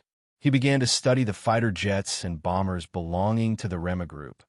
Even in such an environment, he was not willing to relax. He wanted to contribute to the construction of China's national defense. A day passed just like that. At 7 o'clock in the evening, a sheepskin car drove to a street near the Hawaiian cinema. The door opened, and Charlotte got out of the car. We will pick you up nearby. Be careful, Akiko Tsukino warned. Charlotte nodded, closed the door, and walked in the direction of the Hawaiian cinema. Walking on the sidewalk, he was wearing an expensive suit, a Patek Philippe watch, and an LV belt. He was dressed like a rich young master. Such an appearance was very eye-catching in the crowd. Seeing that Charlotte was alone, many American girls smiled at him. Some even took the initiative to greet him. There were also many gold diggers in the United States. Coupled with a very open environment, it was actually easier for rich people to hook up with American girls than Asian girls. However, Charlotte was not interested in these girls at all. He was not even interested in taking a second look at them. When he arrived at the entrance of the Hawaiian cinema, Charlotte did not see Alice. However, he soon discovered where Alice was. She was sitting in a Ford sedan, looking in the direction of the cinema entrance through the window. After Charlotte discovered her, he moved his gaze away and stood at the entrance of the cinema, waiting. However, he did not give up observing Alice. He looked at the Ford sedan in the parking lot through the reflective column at the entrance of the cinema and continued to observe Alice through the reflective surface of the column. If Alice made any suspicious movements, he would send a signal, and Akiko Tsukino and Angumi Khan, who were hiding nearby, would shoot her, and he would quickly leave Las Vegas. However, Alice did not use her mobile phone to make a call or take photos. She sat in the driver's seat and touched up her makeup.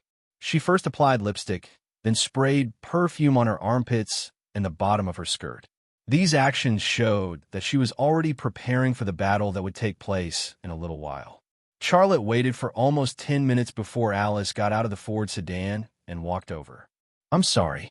There was a traffic jam on the way," Alice said. Charlotte said, "I walked here." Alice looked a little surprised. "Don't you have a car?" Charlotte said lightly, "I do business in the Middle East. My company is over there. I usually come by plane." Alice's eyes suddenly lit up. Charlotte said, "But it's really inconvenient to not have a car. Do you have a driver's license?" "I have a driver's license." "Then let's go buy a car tomorrow. Can you drive it?"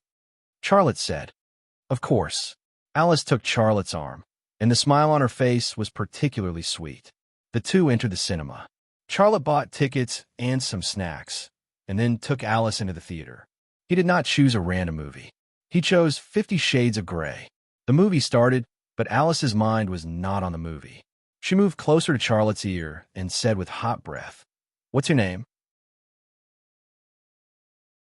"I don't even know your name."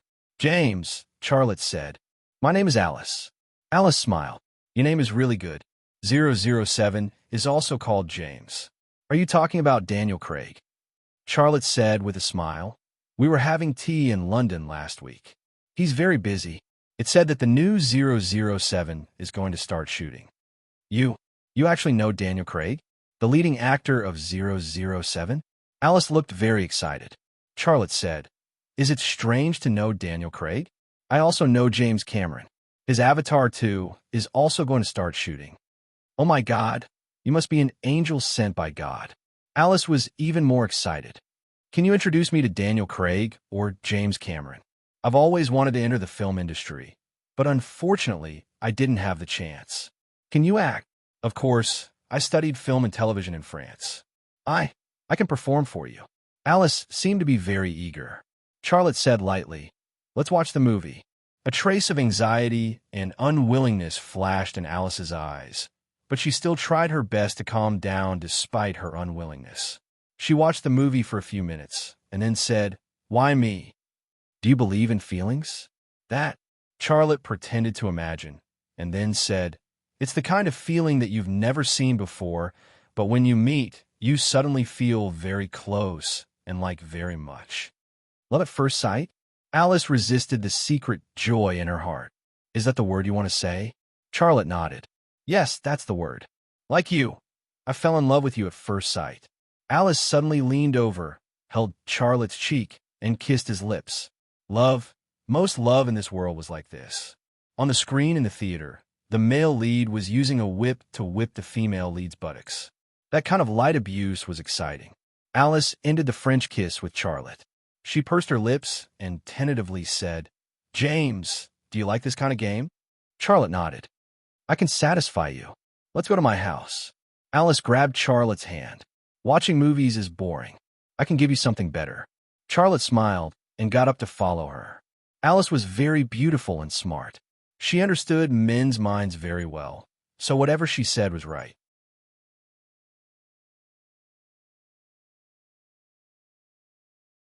Chapter 11:16. Alice's so-called home was actually an ordinary apartment. It was very small, about 50 square meters, with 2 bedrooms, a living room, and a kitchen. After coming to the United States, she rented this apartment.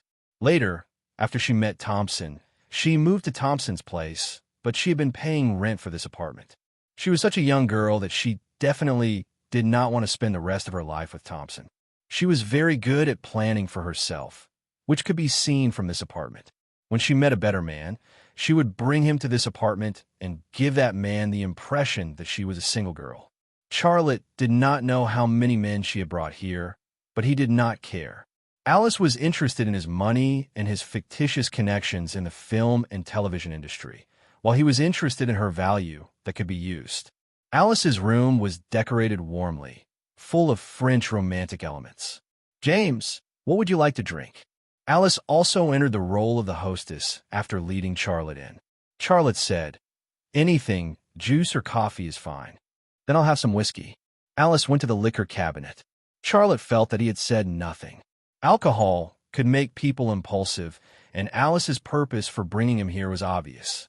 How could she not give him alcohol, but juice and coffee? Alice brought the liquor, and Charlotte drank 2 glasses with her. "Alice, who is that old man to you?" Charlotte asked tentatively. Alice's eyes flickered. She was silent for a moment before saying, "A friend. I came to the United States alone, away from my family and friends. He took care of me. Do you mind that much?" Charlotte shook his head. "No, I'm just asking." He put down the glass and reached out to hold Alice's small waist. "What I care about is the feeling of us being together now. You are a ray of sunshine that shines into my world. You don't know how important you are. When I first saw you, you were like a beautiful deer. That old man was the hunter who caught you, and I can save you from his hands. You are my hero." Alice looked at Charlotte affectionately, and 2 tears rolled out of her eyes. It would be a waste of talent if he didn't enter the entertainment industry with his acting skills. Charlotte kissed Alice's lips. After 2 whole minutes, Alice finally got the chance to speak.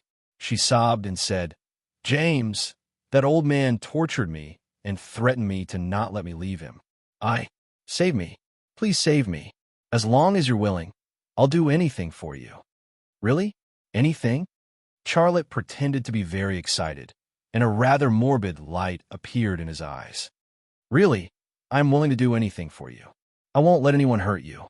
I swear, I will protect you well, my little dear," Charlotte said, looking very excited. Alice threw herself into Charlotte's arms, and the 2 of them tangled together. The whiskey bottle on the table fell to the floor and broke. Shards of glass and bits of glass were scattered all over the floor. Alice was pushed on a sofa, and Charlotte grabbed her throat. Alice fell on a carpet, and Charlotte pulled her hair. Alice appeared on the dining table, and Charlotte's belt fell on her pert buttocks. This was a crazy process, even though the 2 of them did not finish watching the 50 Shades of Grey. Charlotte successfully played the role of Christian Grey. He was handsome and elegant on the outside, but inside, he was a sadomasochist with a special hobby. Alice successfully played the role of Anastasia Steele in the movie. She was bewitched by Charlotte's appearance and assets, and bravely tried a dangerous relationship. This was simply a competition between 2 Oscar-winning actors and an Oscar-winning actress. Dressing up as the male lead of 50 Shades of Grey was the best way Charlotte could think of to gain Alice's trust. Because no matter how he tried to make up a story, he could not make up a story that a girl like Alice would believe. Love at first sight? Would a girl like Alice believe that kind of bullshit? He looked like a lost ex-girlfriend or an older sister. It was possible to deceive little girls, but it was impossible to deceive a smart woman like Alice, who could play around with Thompson. So, he chose 50 Shades of Grey and hinted that he had a hobby in that area. For Alice, a rich man like James could get any woman he wanted. Why did he fall for her? Moreover, when she first met him, she was still with Thompson. Many men would mind this. If Charlotte did not have a suitable reason, she would definitely be suspicious and vigilant. She had guessed more than once why Charlotte approached her, but she had never guessed that it was because of this. James was actually a man with a perverted mentality and a special hobby. After discovering this reason, the doubts and hesitation in her heart disappeared. Being with James, although she would suffer some physical pain, she could get far more than what she could get from Thompson. The passion subsided, and the room was quiet. Alice curled up in Charlotte's arms, her body covered in whip marks and choke marks. She really looked like an injured deer. James had taken a fancy to her because she was like an injured deer, but not to rescue her, but to torture her with his own hands. However, she was willing to be tortured like this. "I'll call Daniel Craig tomorrow and recommend you to be his new Bond girl. How about that?" After that, Charlotte looked satisfied. "Really? You're not lying to me, are you?" Alice suddenly became excited. Charlotte gently stroked the scars on her body and said with a heartache, "Of course it's true. You just need to wait for the director's call now. I love you. You're God's gift to me." Tears rolled down Alice's eyes again. My dear, I swear that no one will ever bully you again. Charlotte wiped the tears from the corners of her eyes and kissed her. When he was about to make his next move, Alice gently pushed him away and climbed out his arms. I'm going to take a shower, Alice said. She couldn't bear that kind of love again, at least not tonight. Charlotte nodded. Alice went to the bathroom. Charlotte quickly got up from the sofa and took out Alice's cell phone from her handbag. He quickly flipped to the text message that Thompson had sent her. Thompson's text message, "Baby, where are you?" This text message was sent an hour ago. Thompson's text message, "Baby, I'm going to the base. I'll be back tomorrow afternoon. I want to move to your house. Think about it. If you think about it, text me back." This text message was sent half an hour ago. A smile appeared on the corner of Charlotte's mouth, and he secretly said in his heart, Thompson used part of the money from selling the house to pay off his credit card debt, but he doesn't want to share the rest with Alice. He still wants to live in Alice's apartment and even wants to save on rent. You're so stingy. Which woman wants to be with you? However, with my help, you'll get what you want. Charlotte replied to the most recent text message. Okay, you can move to my place at any time. After replying, he looked through Alice's contact page and memorized all the names. He had to check all these people one by one and not miss anyone. Finally, he took out a USB flash drive, connected it to the phone, and implanted a hacking program in the phone. This was the phone version of Xiaoqian that he wrote.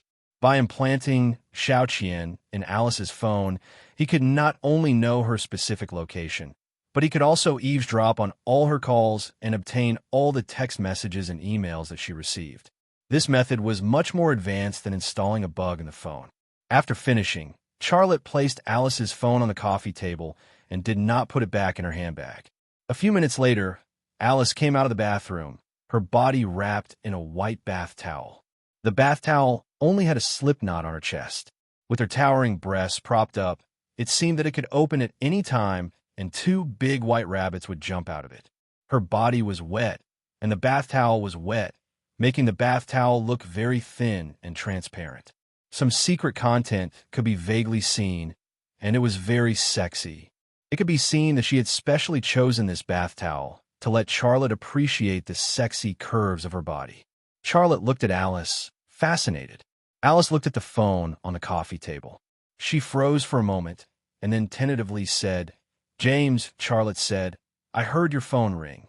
You were taking a shower again, so I took it out to check. Did someone call me?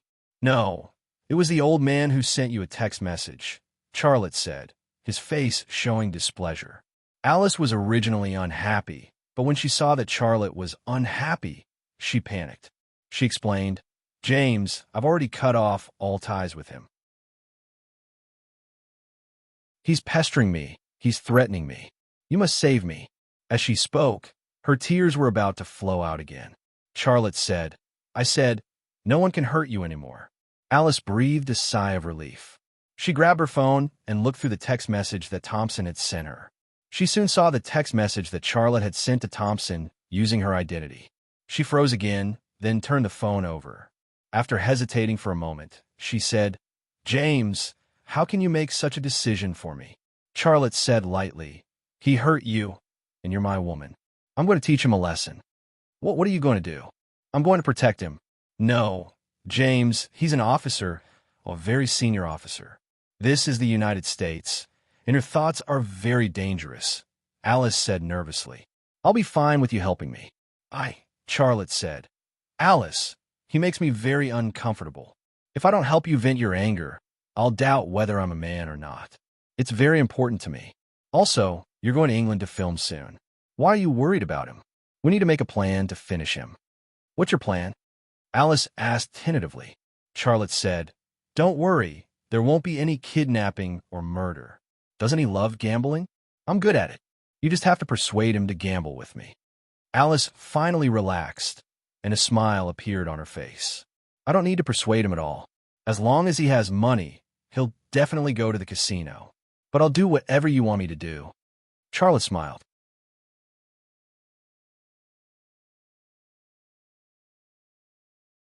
Chapter 11:17. Darling, I made your favorite spaghetti and pizza. Are you coming back for lunch? Alice's voice was sweet and melodious. Darling, didn't I tell you? I'll only be back in the afternoon. I still have some work to do. Thompson's voice rang out. You always have work to do. I've spent most of the day making spaghetti and pizza for you, and yet you don't even want to tell me what you're doing. In your heart, I'm not even as important as your work. Alice's voice was laced with resentment.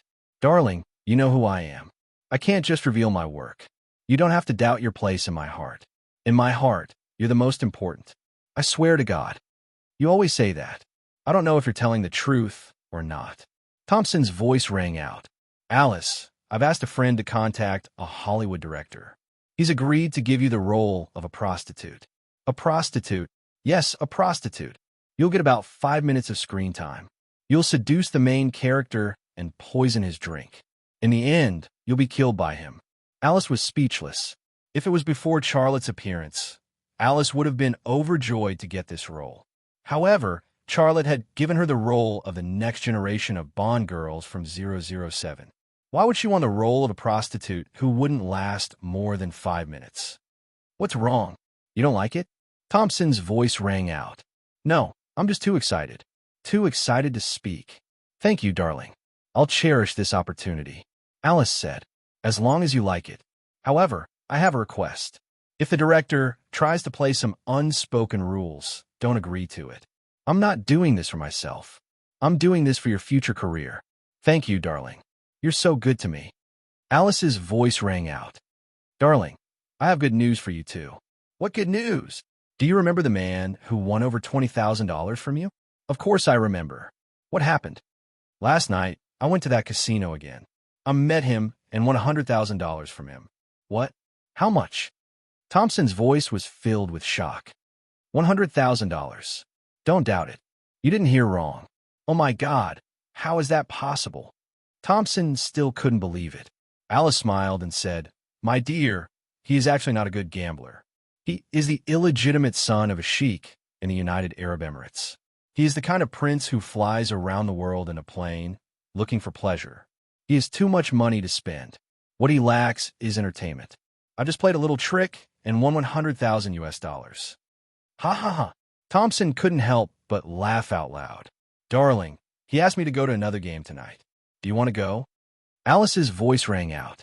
Of course, I want to see the look on his face when he loses, Thompson said excitedly. He doesn't care about that little bit of money. Last night, he lost 100,000 US dollars to me, but he tipped the dealer 5,000 US dollars. Baby, wait for me. I'll be right back. The call ended. The entire conversation between Alice and Thompson was broadcasted from a speaker of the hacker's computer. Charlotte wasn't the only one eavesdropping on the conversation. Engumi Khan, Akiko, Sakino, Qianjun, and Saimu were also there. Saimu gave Charlotte a thumbs up. Boss, when it comes to picking up girls, I can look down on Cristiano Ronaldo, but I admire you. Charlotte only smiled. He didn't want to do this, but he had no other choice. Engumi Khan said, Saimu, when you have as much money as Boss and as good looking as him, then you will have the right to compete with Boss in picking up girls. Saimu gave Engumi Khan a middle finger. It was an insulting gesture, but the Indian just smiled and didn't take it to heart. This was because such a gesture was almost the most common greeting gesture among the Chinese Zodiac battle team members. That Alice is very obedient. Boss, do you think you'll win Thompson's underwear tonight? Qianjun's voice rang out. Charlotte shook his head with a smile. There will be 2 rounds of gambling tonight. The first round, I will lose 200,000 US dollars. The second round, I will win. I will win however much the opponent has. A few of the Chinese Zodiac battle team members looked at Charlotte strangely, but it only lasted for a few seconds. Are you trying to bait the big fish with a long line? Qianjun was the first to react. Xiaolei nodded. I've given Alice 100,000 USD. Tonight, I'll give her another 200,000 USD. This money is for Alice, not Thompson. Thompson is a gambler. He will definitely not miss this golden opportunity to make a fortune. But if he wants to bet with me, I will raise the stakes to 3 million US dollars. Thompson only has about 300,000 US dollars. If he wants to bet with me, he will have to borrow money. But can he borrow that much money in the casino? Akiko Tsukino asked. Xiaolei said, with his status, it's only natural that the loan sharks would lend it to him. If he borrows the money, we will buy his IOU from the loan sharks. You think you can threaten him with an IOU? Saimu said worriedly. Thompson is a brigadier general. He will not give in so easily. Charlotte smiled. You will know when the time comes. Go find me some good actors. I don't think I need to tell you what kind of props we need to collect the loan sharks, right? Leave this to me. My informant can handle it, Saimu said. That's for the best. Give me a call after your informant is done, Charlotte said. Wait for my call. Saimu left the study. Qian-jun hesitated for a moment, then said, Boss, about killing my Hattori, I made a mistake. I'm sorry. I heard about what happened at the Kyoto Army Hospital. If I didn't make a mistake, it wouldn't have happened. Charlotte got up and walked to Qian-jun's side. He patted Qian-jun's shoulder. It's not your fault. With your marksmanship, it's impossible for you to make a mistake. It's very likely that she sensed something and deliberately sent her substitute to die, to create the illusion that she was already shot dead. My Hattori is a very cunning woman. I even suspect that she used you to kill her father, Hattori Misao. So, you don't have to feel sorry for this. Qian-jun nodded. Xiaolei's words had lifted a weight off his mind. Charlotte said, You've been in America for the longest time. Did you receive any information about my father? Qian-jun said, No. Saimu and I have been looking for him. But you know how he is. If he doesn't want to be found, he will disappear from this world. No one will be able to find him. Charlotte felt a sense of loss. He got 4 children. His father, Xia Changhe, got 4 grandchildren. But even on such an important day, he didn't show up. He couldn't help but wonder what was the most important thing in his father's life. 8 p.m., MGM Mirage Casino. A good-looking mixed-race youth sat alone in front of a slot machine and played the slot machine. His luck was very bad.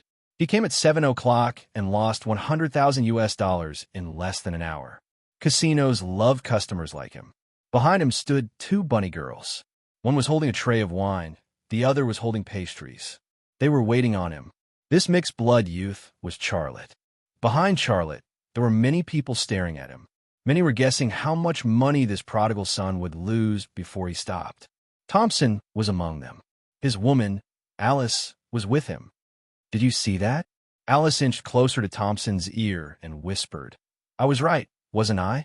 He's the kind of person who takes money and goes around the world looking for fun. This is a chance to make a fortune. People like us will only come across this once in a lifetime. Is he still willing to bet with me?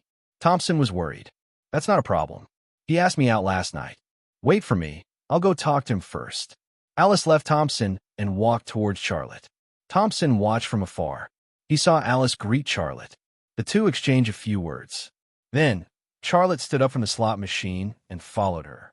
Thompson's lips curled into a cold smirk. He thought to himself, stupid and lustful. Charlotte followed Alice to a VIP lounge. He's following us, Alice said. Don't talk to me about irrelevant things. Charlotte reminded her. I'm sorry, I'll be careful. Alice turned around and waved at Thompson, gesturing for him to come over. Just as Alice was waiting for Thompson, Charlotte opened the door and entered the VIP lounge. After that, Alice and Thompson entered the VIP lounge. Mr. James, do you remember me? Thompson walked up to Charlotte and extended his hand to shake Charlotte's hand. Charlotte walked to the other side of the table and sat down. He said, I'm not here to make friends. Miss Alice, your friend can stay, but don't disturb us. Thompson's expression darkened, but he held it in and did not flare up. He was respected in the military, but this was a casino. His opponent was an illegitimate prince. He wasn't one of his soldiers. He couldn't do anything about it. Alice leaned into Thompson's ear and whispered, My dear, don't mind him. We're here for his money. Thompson nodded. Go ahead and play a few rounds with him. I'll give you my opinion. Alice sat across from Charlotte and placed the $100,000 reward on the table. Charlotte frowned. You want to play with me with that little money? I think slot machines are more fun. Alice said, You lost this money to me. I'm confident I could beat you, so I don't need to bring that much money. What's wrong? You don't think you can beat me? Hey, you sure talk big. I'll play with you then. Charlotte waved at the dealer. Bring me my chips. Yes, sir. The dealer was courteous. He spoke into the intercom. Bring me Mr. James' chips. Soon, a few waiters came in with large trays of chips. They placed Charlotte's chips on the table. Based on visual inspection, the chips amounted to about $5 million US. Thompson was stunned by the scene. His eyes shone as he stared at the chips. He couldn't help but fantasize about what he could do with those chips. A seaside villa, a beautiful young bikini girl, and even a yacht that could take him around the world. Humans love to fantasize and fall into them.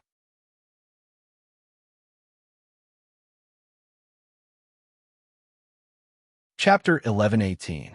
The gambling began in the VIP lounge, where fantasy and desire intertwined. The dealer dressed as a bunny girl dealt 2 hidden cards to Charlotte and Alice respectively.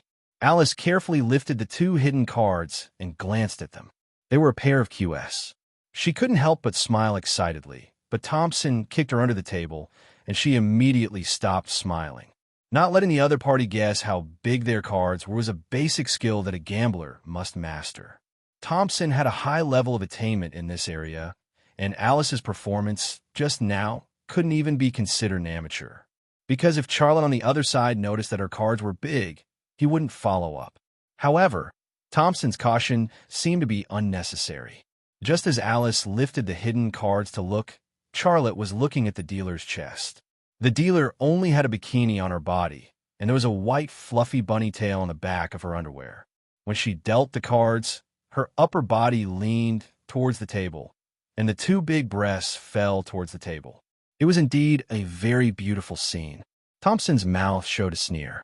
The other party was absent-minded and so lustful. He felt that it would be difficult for him not to make a fortune tonight.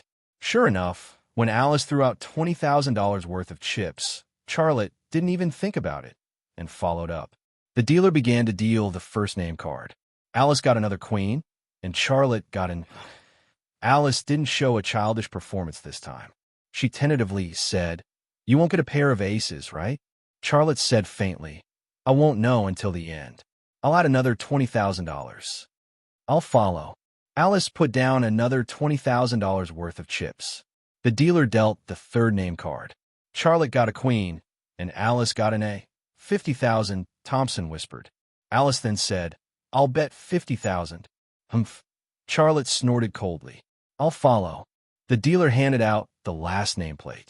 Charlotte got a 10, and Alice got AK. Alice would definitely win this round. Unfortunately, she only had $10,000 worth of chips in front of her. She glanced at Thompson gloomily, and Thompson also felt that it was a pity. "I only have $10,000 left. I'll take it all. Do you want to see my trump card?" "I'm going to beat you," said Alice. Charlotte said calmly, "It's only $10,000. I'll call. Show your cards." Alice opened her hand and got 3 queens, but Charlotte only had a pair of aces. He had lost $100,000 this round, but he didn't seem to care at all. The gambling continued. In the second round, Charlotte won Alice's pair of 10s with 3 kings, but he only won $5,000. Alice is very cautious when her cards are bad. She doesn't play any better. In the third round, Alice beat Xia lays 2 pairs with a flush and won another $50,000 from him.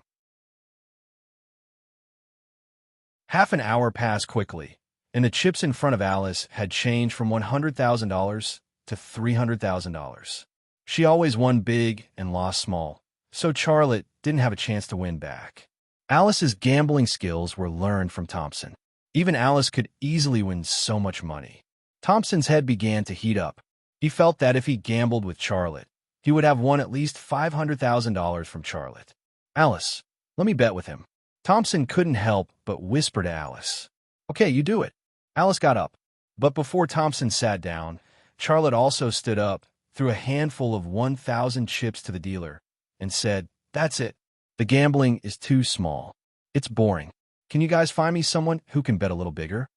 "Of course, Mr. James." The dealer said flatteringly, "Please wait a moment. I'll talk to our manager right away. He will definitely help you solve this problem." "Wait." Thompson stood up. "Mr. James, how much do you want to bet?" Charlotte said, "I prepared $50 million, but you only have $100,000. Are you kidding me? It was on account of a lady's need of some new clothes that I entertained her. You want to bet with me at least $3 million, right?" Thompson was suddenly stunned. He thought that Charlotte's minimum standard was $500,000. In that case, his money plus Alice's principal and the money she just won would be enough. He didn't expect that Charlotte's standard was $3 million. He didn't have that much money at all. However, as a gambler who often mingled in casinos, he knew that the standard proposed by Charlotte was not excessive at all. It was even a little loose. This was because gambling in a casino usually required the chips to be of equal value. How could a person who had exchanged 5 million chips be willing to bet with a person who only had a few 100,000 chips in his hand? Just when Thompson was stunned, Charlotte walked to the door and said, "Forget it. I don't think you have any money. Give me my chips. I don't want to play anymore. I have to go to Dubai early tomorrow morning." "Wait." Thompson stopped Charlotte again. "Mr. James, give me 10 minutes. I'll go and exchange the chips. $3 million, right?" Charlotte nodded. "That's the minimum standard." Thompson rushed out of the VIP room. Charlotte first said that the casino would find him an opponent, but he quickly changed his mind and said that he would go back. He would go back to Dubai tomorrow. How could he let such a fat sheep slip away? Charlotte didn't stay in the VIP room. He also left the VIP room. He pretended to go to the bathroom, but he was actually peeping at Thompson's situation. Thompson found the person who gave him the money. After a few minutes of negotiation, the other party promised to lend him money. The person who gave him the money took Thompson to the place where the chips were exchanged, while Charlotte went to the bathroom. After Thompson entered the VIP room with the chips, he went back to the VIP room. He wanted to give Thompson the impression that he didn't communicate with Alice. "Mr. James, I've exchanged $3 million worth of chips. Can we start?" Thompson said, looking eager. Charlotte smiled. "Okay, I'll play with you for a few rounds." A new game began. In the first round, Charlotte lost $200,000. In the second round, Charlotte won $10,000. In the third round, Charlotte won $300,000. In the fourth round, Charlotte lost $100,000. In the fifth round, Charlotte won $20,000. Like Alice, Thompson was also very cunning and cautious. When Charlotte's hand was big, he didn't follow, so he didn't lose much. When his hand was big, he would bet big and win more money from Charlotte. In this aspect, Charlotte was very stupid. When his hand was good, he would bet big, for fear that the other party didn't know his hand was good. When his hand was bad, he would keep his mouth shut and lure Thompson to bet big. In this way, hundreds of thousands of dollars became Thompson's. The sixth game began. Thompson's pair of hidden cards was a pair of aces. He didn't show it. Charlotte glanced at his hand. It was a king and a jack of spades. He frowned. This subtle change in expression didn't escape the eyes of the old gambler, Thompson. He was secretly happy, but he didn't show it on his face for fear that Charlotte would notice. He pushed a pile of chips on the table. $200,000. I'll follow $200,000, and I'll bet $300,000 more than you. Charlotte pushed $50 worth of chips on the table. Are you trying to scare me? I'll follow. Thompson couldn't help but laugh. In terms of two cards, none of them could be bigger than his pair of aces, so he concluded that Charlotte was just bluffing. He was afraid that Charlotte would be scared away by him, but he didn't expect Charlotte to take the initiative and try to scare him away. How could he not want to swallow a piece of fat meat that was sent to his mouth? Charlotte glanced at the dealer and the dealer in front of her. Deal. The dealer dealt a name card. Thompson got an ace, and Charlotte got a 10 of spades. Don't tell me you have 3 tens? I'll bet another $500,000. You can only follow if you have 3 tens, Thompson said to himself, and pushed another 500,000 chips on the table. I don't believe you have 3 aces. I'll follow. Deal. Charlotte also pushed 500,000 chips on the table. The dealer dealt the second open card. Thompson got a 4th ace. Charlotte got a queen of spades. Thompson already had 4 aces in his hand, and Charlotte's biggest card were only 2 pairs, a pair of tens and a pair of queens. Looking at the 2 open cards in front of him, Charlotte frowned even more. He even looked at the watch on his wrist, looking a little anxious. Thompson observed Charlotte's expression and the cards in front of Charlotte. He thought to himself, what's his hidden card? When I placed a blind bet of 200,000, he followed without hesitation, and he's 300,000 higher than me. It can't be a split, it's definitely a pair. When I got 3 aces, I placed another 500,000, but he still followed, so he definitely has 3 tens. He still has a 9 on his hand. Even if I give him another 9, he's just a gourd. This hand of his will never be a straight flush, because he doesn't even know what the 5th card is. Mr. Thompson, please place your bets, the dealer reminded him. Thompson had already completed his analysis of the game. His heart was already in a frenzy, but he still looked very calm on the surface. After the dealer's reminder, he pushed all the chips on the table. I'm going all out. Do you dare to follow? Charlotte also pushed all the chips on the table. Sometimes people should have the spirit of gambling. I only lost 4 aces to you, so I won't be surnamed you. If I can get 4 aces, deal. The dealer dealt the last card. Thompson got a queen. Charlotte got a 9 of spades. Thompson flipped over his 2 hidden cards and said excitedly, for aces. Let's see how you beat me. Charlotte looked at him expressionlessly. Ha ha, your gambling skills really aren't that good. Thompson stood up and reached for the chips on the table. There were too many chips. He needed a hug to bring the chips to his side. But just as he wrapped his arms around a large pile of chips, Charlotte flipped over his hidden card and said lightly, a straight flush? I wonder if I can beat you? Boom! Thompson's brain suddenly shook violently, and his whole body froze. The second before Charlotte flipped over his hidden card, he was the luckiest person in the world. His whole body was full of passion, and his heart was burning with a flame. But a second later, he saw Charlotte's hidden card. A bucket of ice water was poured over his head, extinguishing his passion and his flame. How could this be? Thompson's brain was in a daze. Xiaolei stood up and said with a smile, Mr. Thompson, I've said it before. People need to have the spirit of gambling sometimes. I can beat you as long as I get the 9 of spades. You've been very lucky before, but luck won't always be with you. I only need 1 chance. You lost. Thompson was still in a daze. Charlotte grabbed a 5,000 denomination chip from the table and threw it to the dealer. This is your tip. Help me collect the chips and bring them to the exchange point. Thank you, thank you. The dealer thanked him twice in a row. This is impossible. Thompson finally caught his breath. He yelled at Charlotte. You cheated. Xiaolei said lightly. Gambling is a trick. Haven't you been lying to me all this time? I only lied to you once and let you think you can beat me. That's enough. Goodbye, Mr. Thompson. If you still want to play, I'm afraid you have to wait for me to come back from Dubai. With that, Charlotte pushed the door and went out. I go to the bathroom. Alice also stood up and left quickly. Thompson slumped to the ground. His brain kept recalling the process just now. He didn't miss any detail. However, he never thought that before the dealer dealt the last card, Charlotte had seen all the cards in the dealer machine. In other words, he was doomed to lose when both of them had no cards in their hands. Losing money in gambling was often when one had good cards. Throughout the entire process of the bet, Xiaolei had been waiting for Thompson to get a good hand and for him to have a chance to win against Thompson.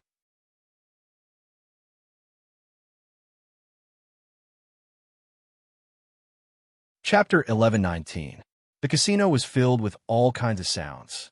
Some people were laughing, some people were sighing, some women were using seductive voices to seduce men, and there were all kinds of pleasant sounds from gambling machines. These sounds did not exist for Thompson.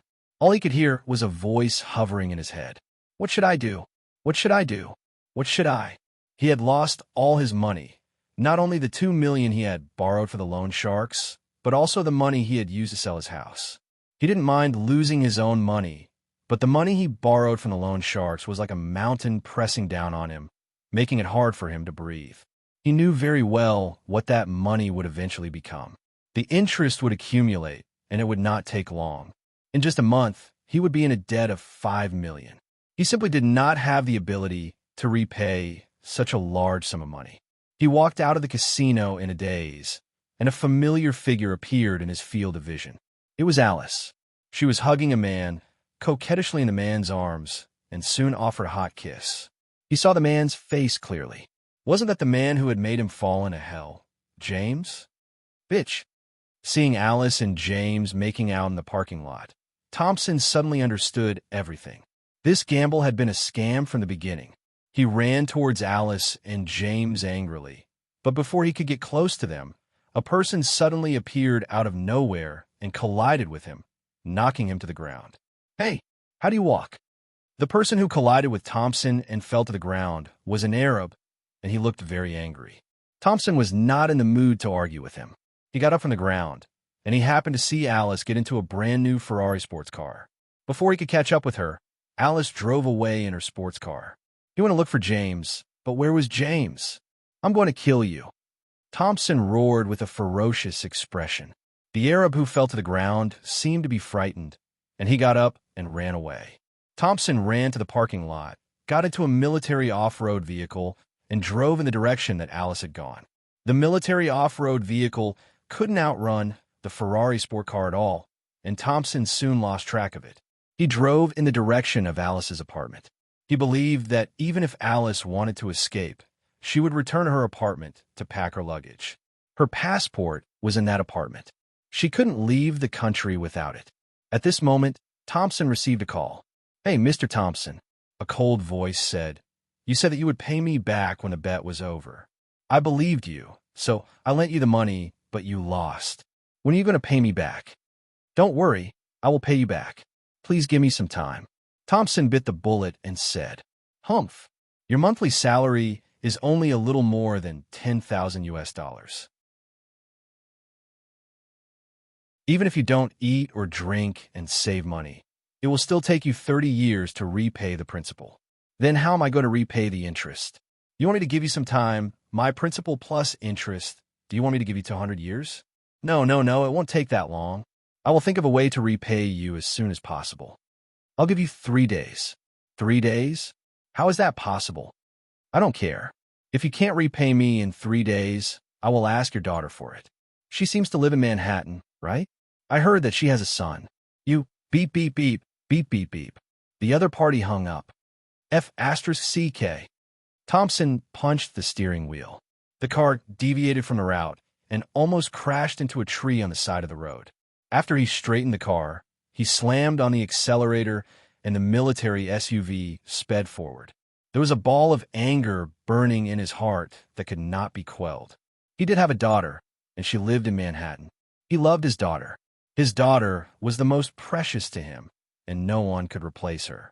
He could bear all this, but he would never allow anyone to touch his daughter.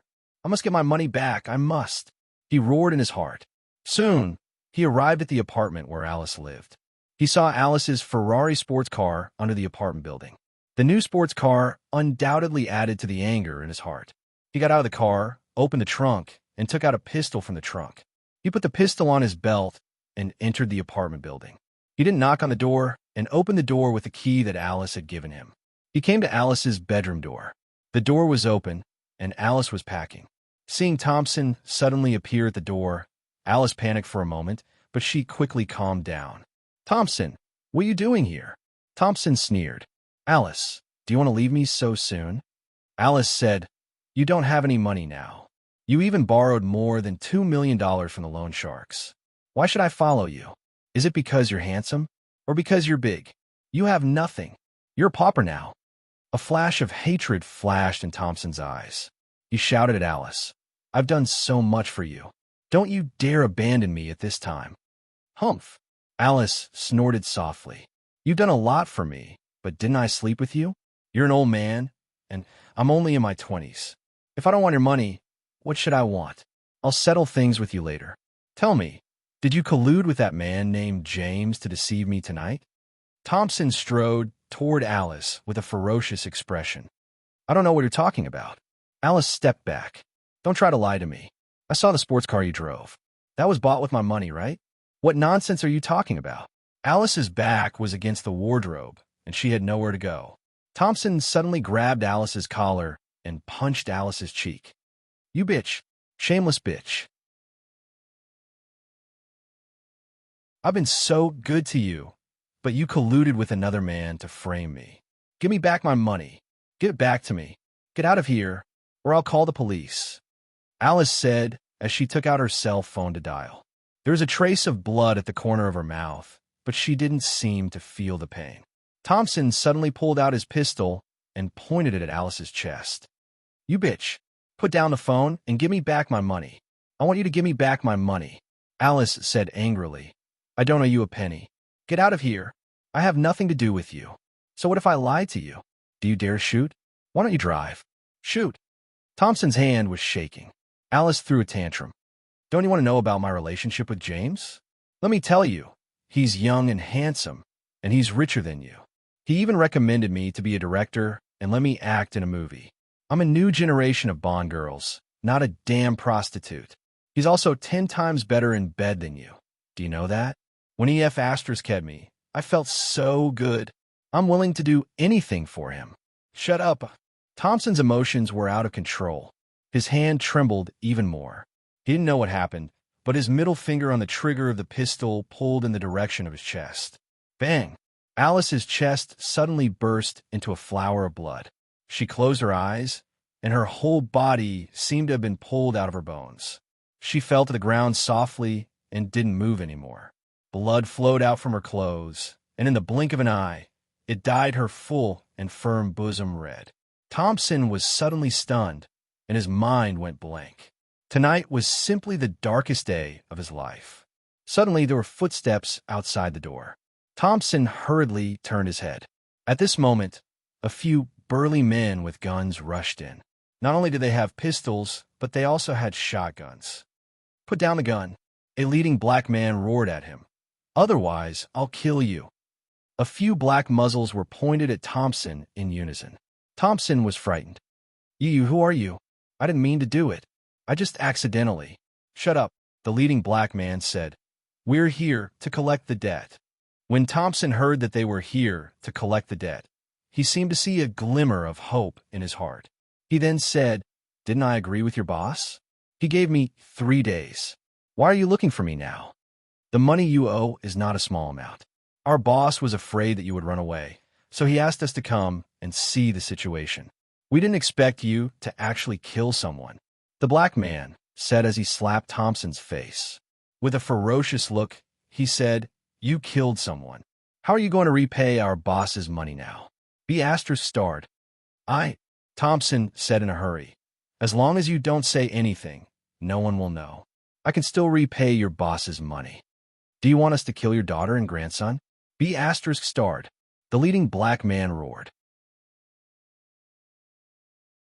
No, I beg you don't do that. I will return the money. Really, I will definitely return the money." Thompson collapsed, and tears came out of his eyes. F***CK. The black man suddenly hit Thompson's head with the handle of his gun. There was a muffled sound in Thompson's head, and then darkness swept over him. He lost consciousness and fell to the ground. After Thompson fell to the ground, Alice, who was already dead, suddenly opened her eyes. She got up from the ground, touched the blood on her chest, and then said with a smile, "It's really realistic. But it's a pity that my clothes are gone. They're not cheap." A few burly men looked at Alice with a strange expression. Alice was stunned for a moment. "Why are you looking at me? Get to work, but your acting skills are not bad."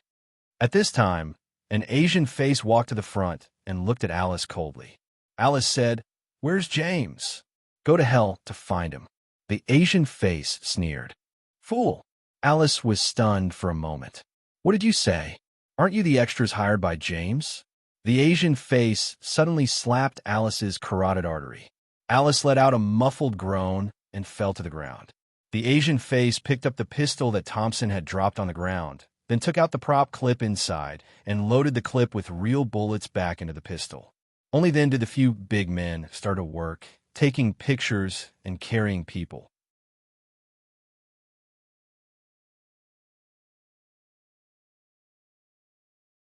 Chapter 11:20. The darkness slowly disappeared. When a glimmer of light appeared in front of her, Alice's consciousness returned to her body. She slowly opened her eyes and saw a round ceiling lamp. Beside the lamp, There was a spider weaving a web. What is this place? She struggled to get up and then realized that it was a windowless basement. She was placed on a bed without any clothes on her. There was no one else in the basement except her. It was eerily quiet. She tried hard to recall some of the details before she passed out, but she couldn't figure out why those extras would do this to her. According to the plan that James had discussed with her, after knocking Thompson out, she would go to the best hotel in Las Vegas with James to celebrate with champagne and then fire a gun to celebrate. According to the plan, James would go to England with her the next day and then turn her into a new generation of Bond girls. But now she was in a basement without even a centimeter of cloth on her body. 2 minutes later, Alice climbed out of bed. She walked to the door and tried to open it, but the door was made of 304 stainless steel and was locked from the outside. She couldn't open it at all. "Let me out! Let me out!" Alice shouted at the door. There were footsteps outside the door, and then a woman's voice came. "Be quiet, or I'll put a few snakes in the basement." She didn't know why, but when she heard the word snakes, Alice subconsciously protected the area between her legs. Her beautiful face was pale. "That's good. Be quiet and be honest, and you won't get hurt. If you're noisy or even want to run away, I promise you I'll cut you into 100 pieces with a chainsaw." The woman's voice was cold and ruthless. Who are you?" Alice said in fear. "Why am I here? Why do you think you're here?" I don't know." Alice suddenly thought of something. She then said, "Where's James? Where's my James?" "Your James?" "Ha!" The woman outside the door sneered. "He's probably collecting ransom money for you now. You met a good man, if he'll really spend money to save you." "We didn't kidnap him. If we kidnap him too, who's going to give us money?" The woman outside the door said, "We gave him 72 hours to prepare $10 million. If he gives us the money, we will give you to him." Is he willing to pay ransom?" "That depends on how much he loves you. I've only known him for 2 days. You've kidnapped the wrong person. We can see that he loves you very much. He will probably pay the ransom. Just wait and see. The most important thing you should do now is to pray." The woman left the door, her footsteps fading away. Alice stood at the door for a moment, then dragged her tired feet back to the bed. She threw herself on the bed, her hips and waist still showing the marks James had left on them. She was very beautiful, but there was only a spider here to admire her, and that idiot kept weaving his web. At the same time, it was in a desert on the outskirts of Vegas. He was woken up by a bottle of mineral water. He choked on the water and coughed violently. When James caught his breath, he only saw one person, and it was that face that made him hate and fear it. The person standing in front of him was none other than James, who had brought him this nightmare. After seeing that it was James, Thompson suddenly roared and lunged at James like a madman. Charlotte didn't dodge. When Thompson was in front of him, he suddenly raised his foot and kicked him. Thompson's body was sent flying a few meters away before crashing heavily onto the ground. Even though it was soft sand, Charlotte's kick still made him see stars. Charlotte walked toward Thompson. Thompson crawled backward with his hands on the sand and said in fear, Who are you?" Charlotte stopped in front of Thompson, and the corners of his mouth curled up beautifully. "I'm an angel sent by God to save you. You can think of me as your angel." Thompson almost spat out a mouthful of blood. The person who had harmed him to this extent actually said that he was his angel.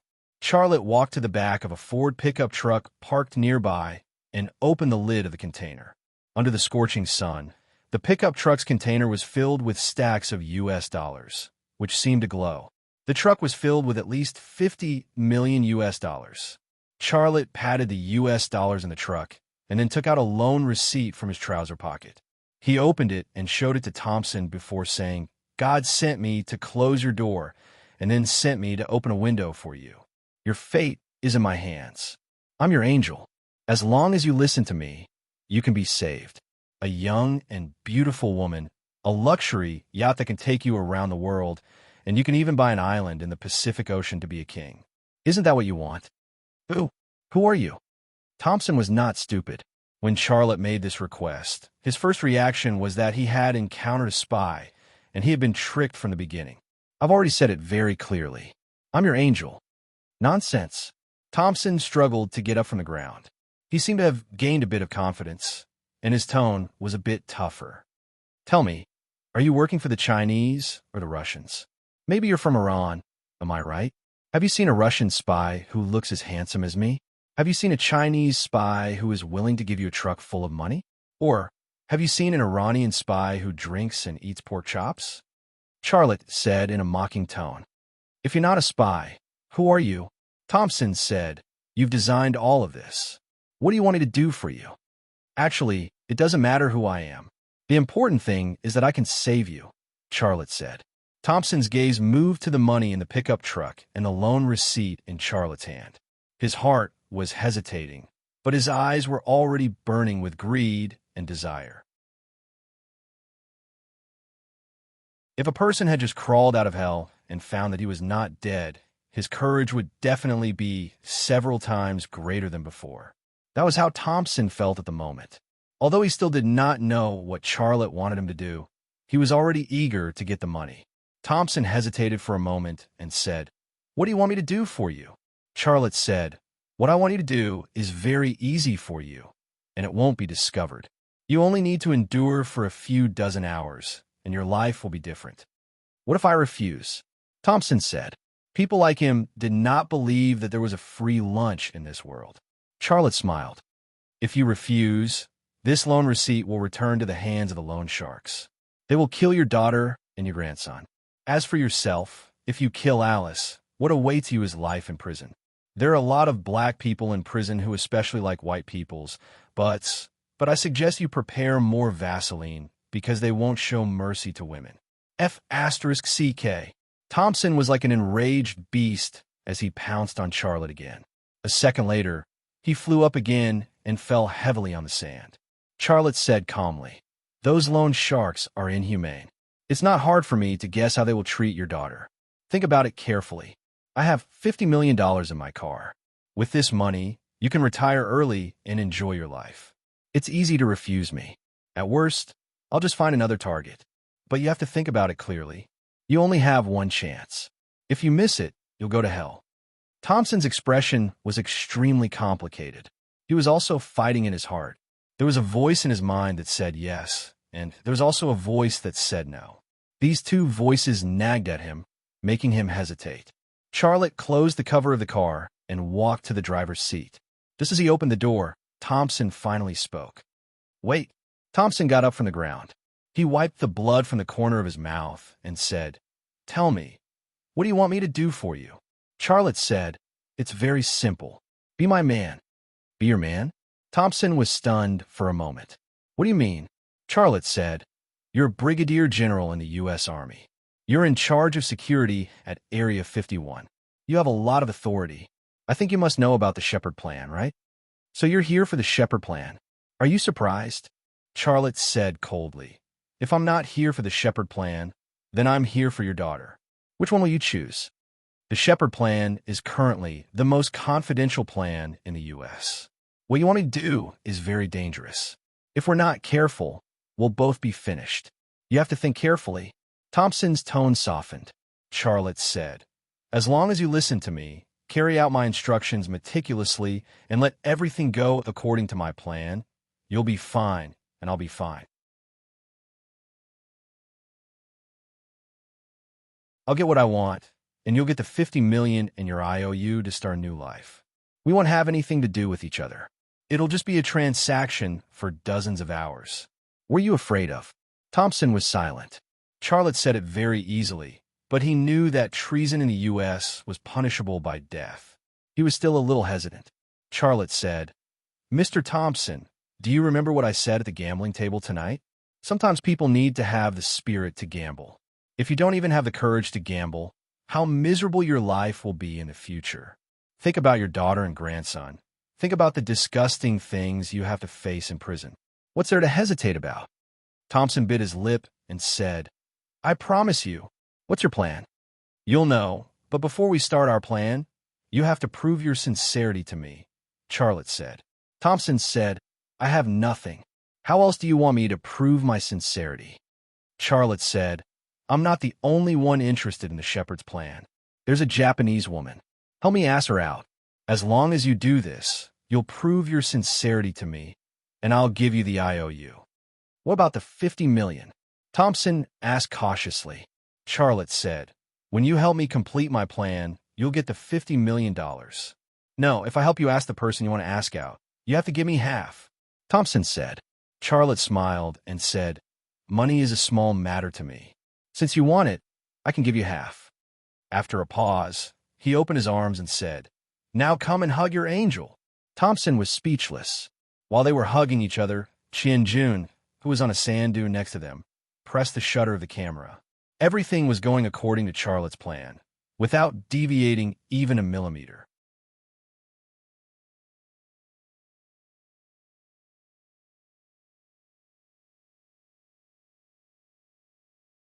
Chapter 1121. No matter what happened in the world, time would not stop moving forward. It moved forward at a constant speed, and with every step it took, everything in the world would take a step closer to death. No matter how much you fought for, no matter how much you earned, when your time was up, you would have nothing left. But how many people in the world could understand this simple truth? Mai Hattori had never thought about this simple problem. At the Vico Corporation office. Damn it! Mai Hattori threw the coffee cup in her hand to the ground. In front of her was an intelligence report from the Secret Service. It said that someone in the killer network had offered a $20 million reward for her mother's head. The reward would be even higher if she was caught alive. This was treating the Hattori family like pigs and sheep in a slaughterhouse. They could be slaughtered for money. The Hattori family originated from Hattori Hanzo. They had never been in such a sorry state for hundreds of years. What made her even more uncomfortable was that the glory, faith, and spirit that the Hattori family had built up for hundreds of years were worthless in the eyes of that person. He could trample on them at will.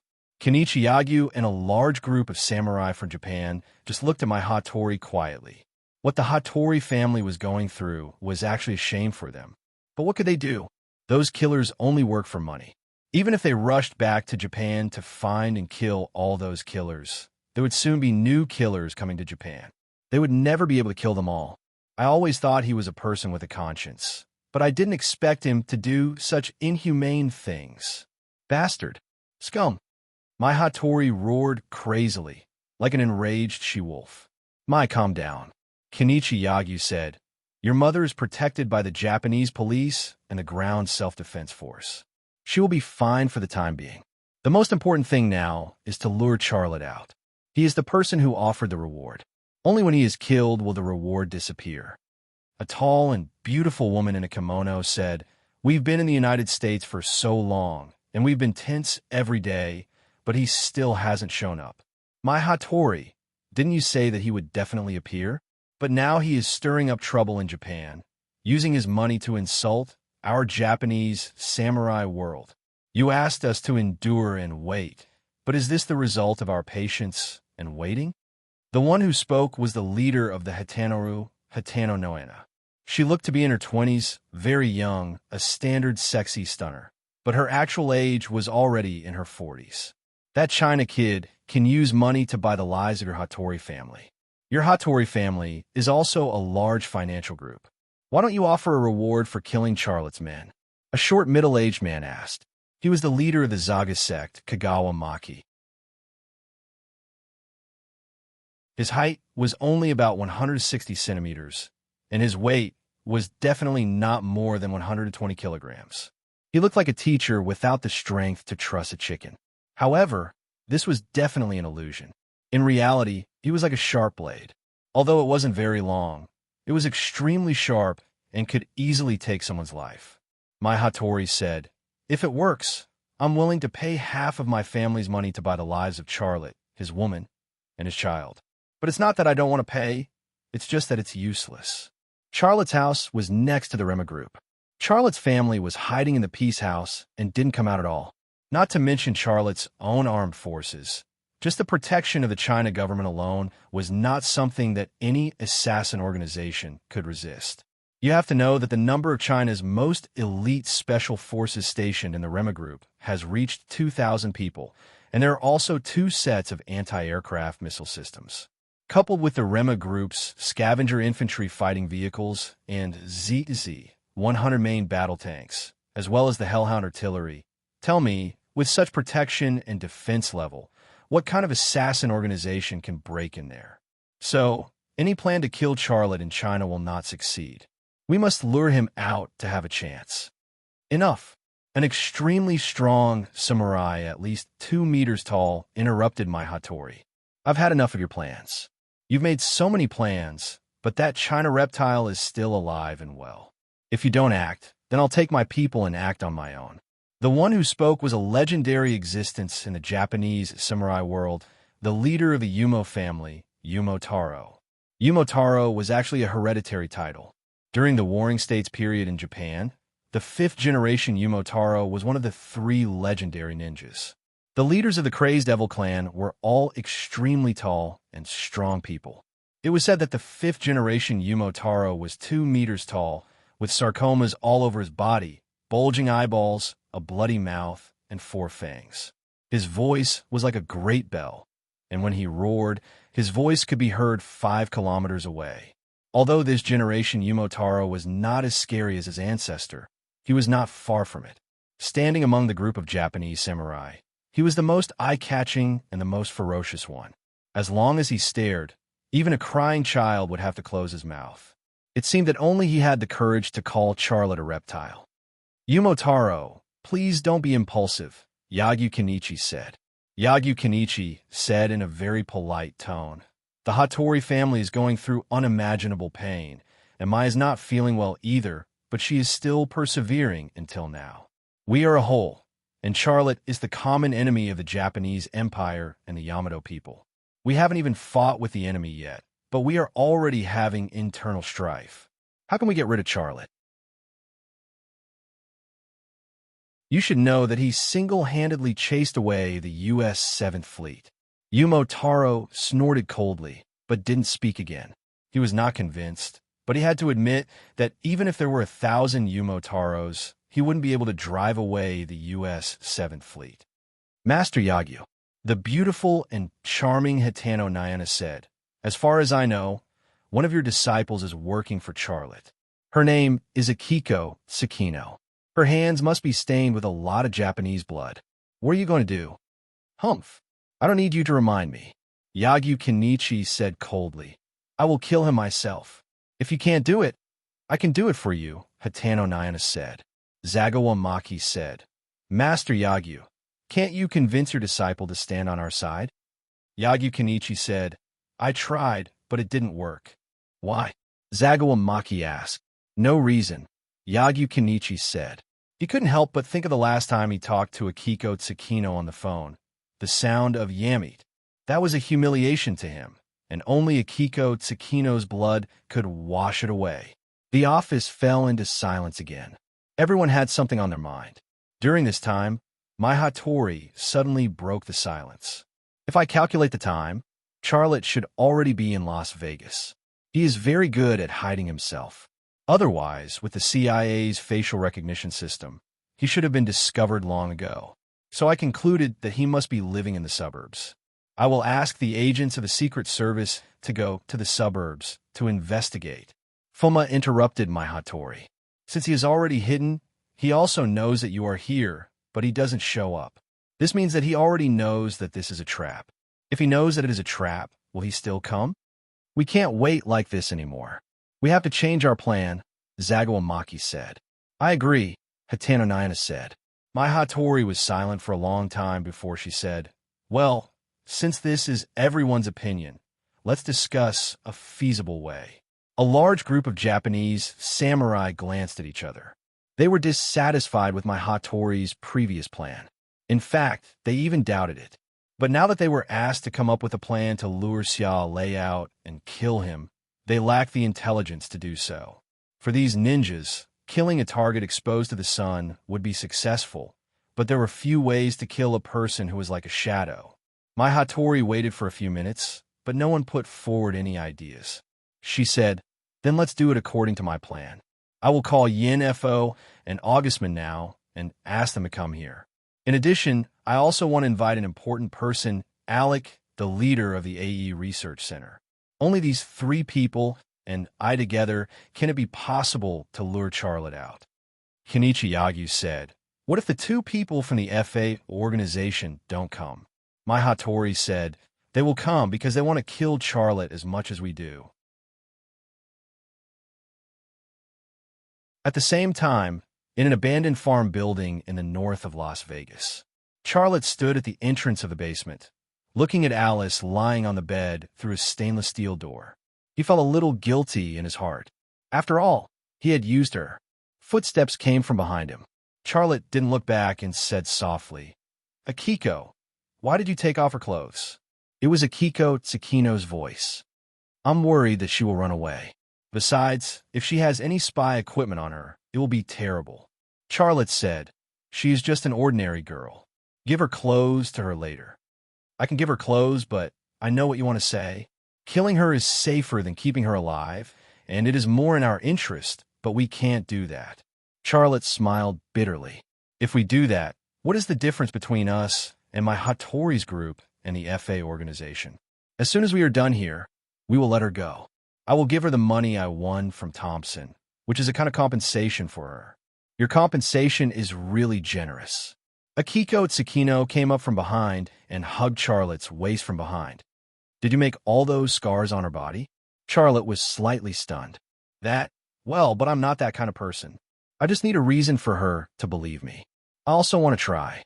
Akiko Tsukino's voice was gentle and humble, full of seductive meaning. Xiaolei was in a terrible mood. Akiko Tsukino's hand slipped into Charlotte's clothes like a snake. My final battle with my master is coming soon. I may die. Let me be crazy for a while. I will give you the most precious thing I have. Charlotte was stunned again. What other precious things do you have? Akiko Tsukino tiptoed and whispered something in Charlotte's ear. Charlotte.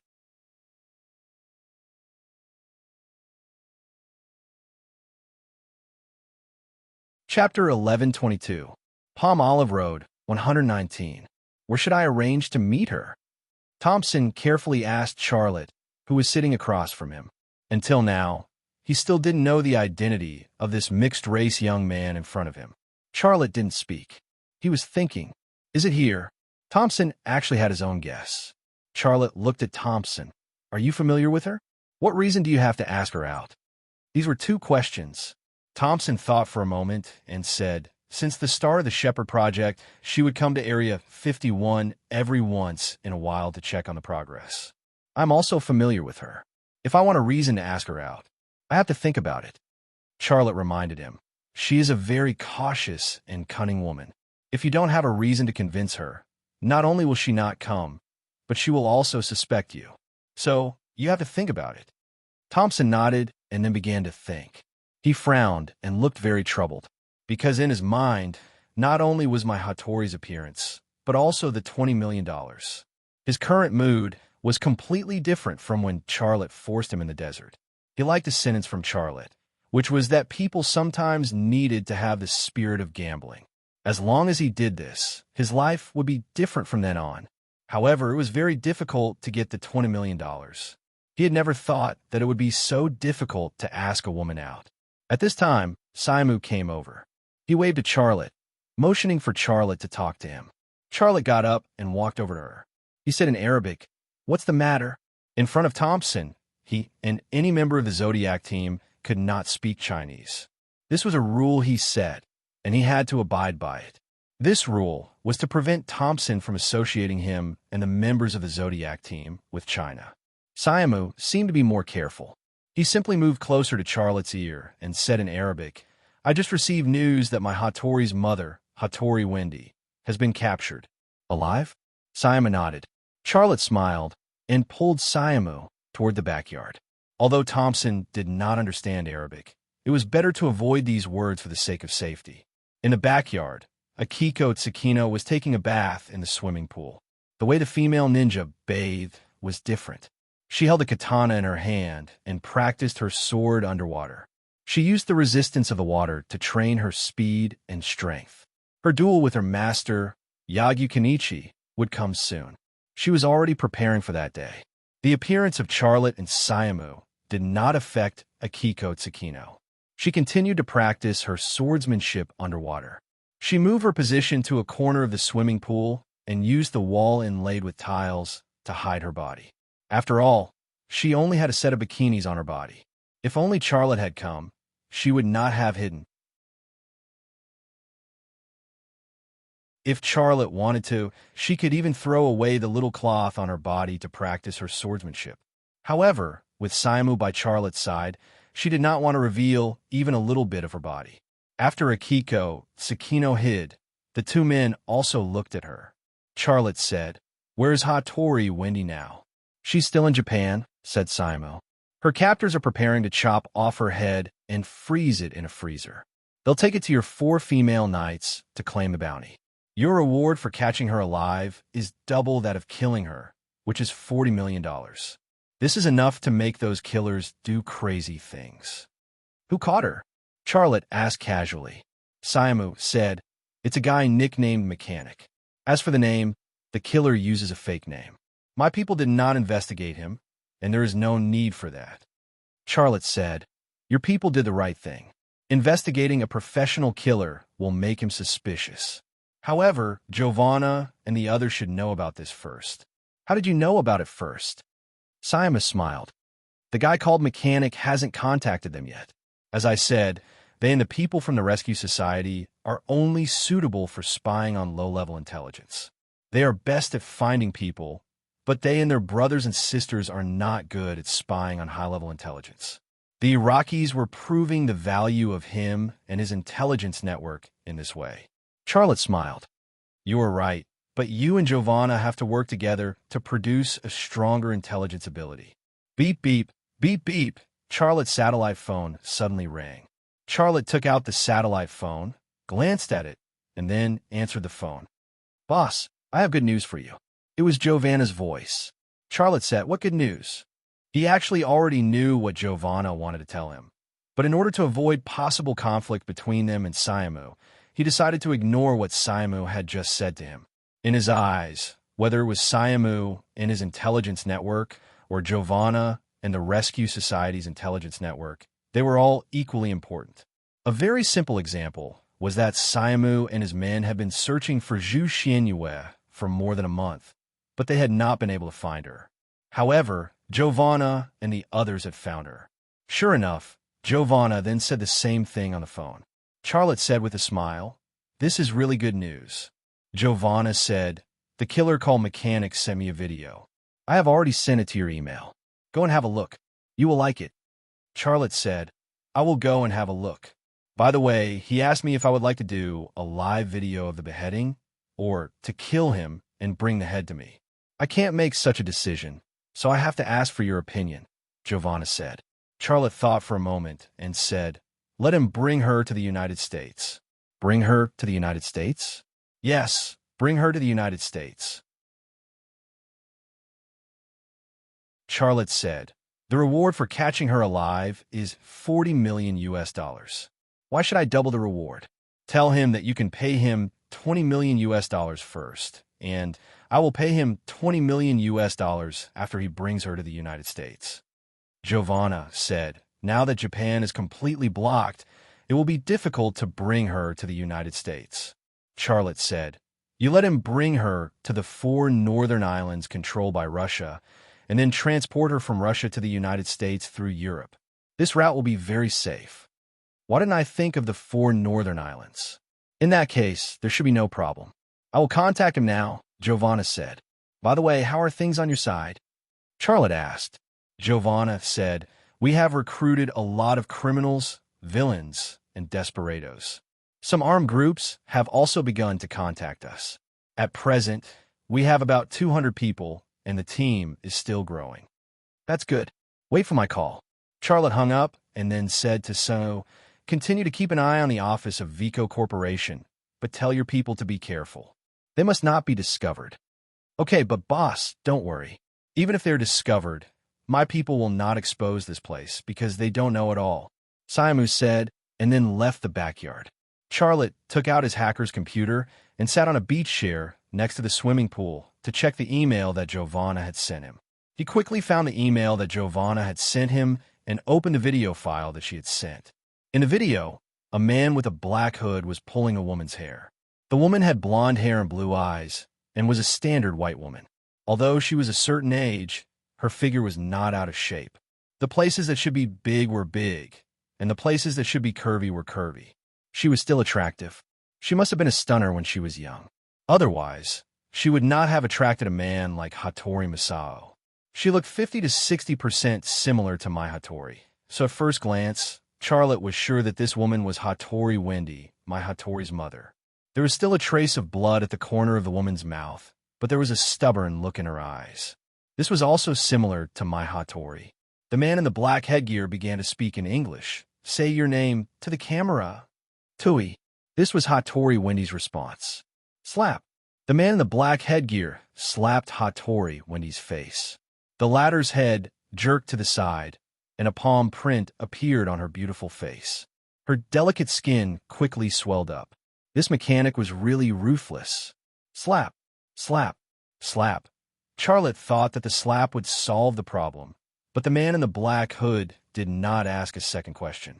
He grabbed Hattori Wendy's hair with one hand and slapped her face with the other. Every slap was forceful, and Hattori Wendy's head swayed back and forth under his hands. Her beautiful face was quickly distorted. A question popped up in Charlotte's mind. Was this the right thing to do? For revenge, to solve the threat from the Hattori family, he used such an unjust method.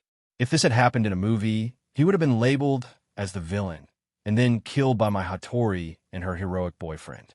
My Hattori and her heroic boyfriend would have kissed next to his corpse, and then the movie would have ended. Charlotte could not help but smile bitterly at this thought. Looking at the mechanic torturing Hattori Wendy, he did feel a little guilty, but it was just a little feeling. He was at war with the Hattori family and the entire samurai community in Japan. This was a war, and there was no justice or injustice in war. There was only victory and defeat.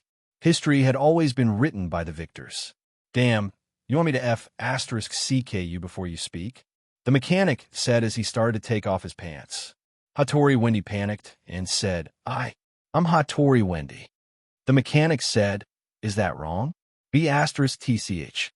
Then he turned to look in the direction of the camera and said, my name is the mechanic. I caught Hattori Wendy, and the reward is mine. I only have one question. How do you want her to die? Then he made a phone call with his hand. The video ended.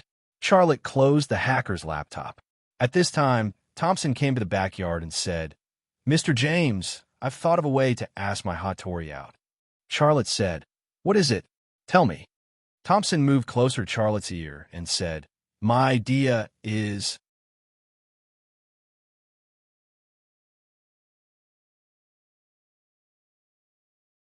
Chapter 1123. The light of dawn dispelled the darkness, but my Hattori's world didn't have a trace of sunlight. Before Charlotte received the news, she had already received the news from Japan. A group of killers from Colombia broke into the ancestral home of the Hattori family at night. The Tokyo police and soldiers from the ground self-defense force exchanged fire with them, killing more than a dozen people. However, in the midst of the chaos, a person kidnapped her mother, Hattori Wendy. Even now, there was no clear explanation as to how her mother had been kidnapped. This news kept her awake all night. In the Hattori family, the only family she truly recognized was her mother, Hattori Wendy. Therefore, she could leave Hattori Tsukuharu at the border of India and Pakistan and watch him die indifferently. She could also not warn her father, Hattori Masao, when she knew there were killers and let him die. However, she could not watch her mother die. Japanese women had a very low status in society and in the family. Moreover, she was a mixed-race child.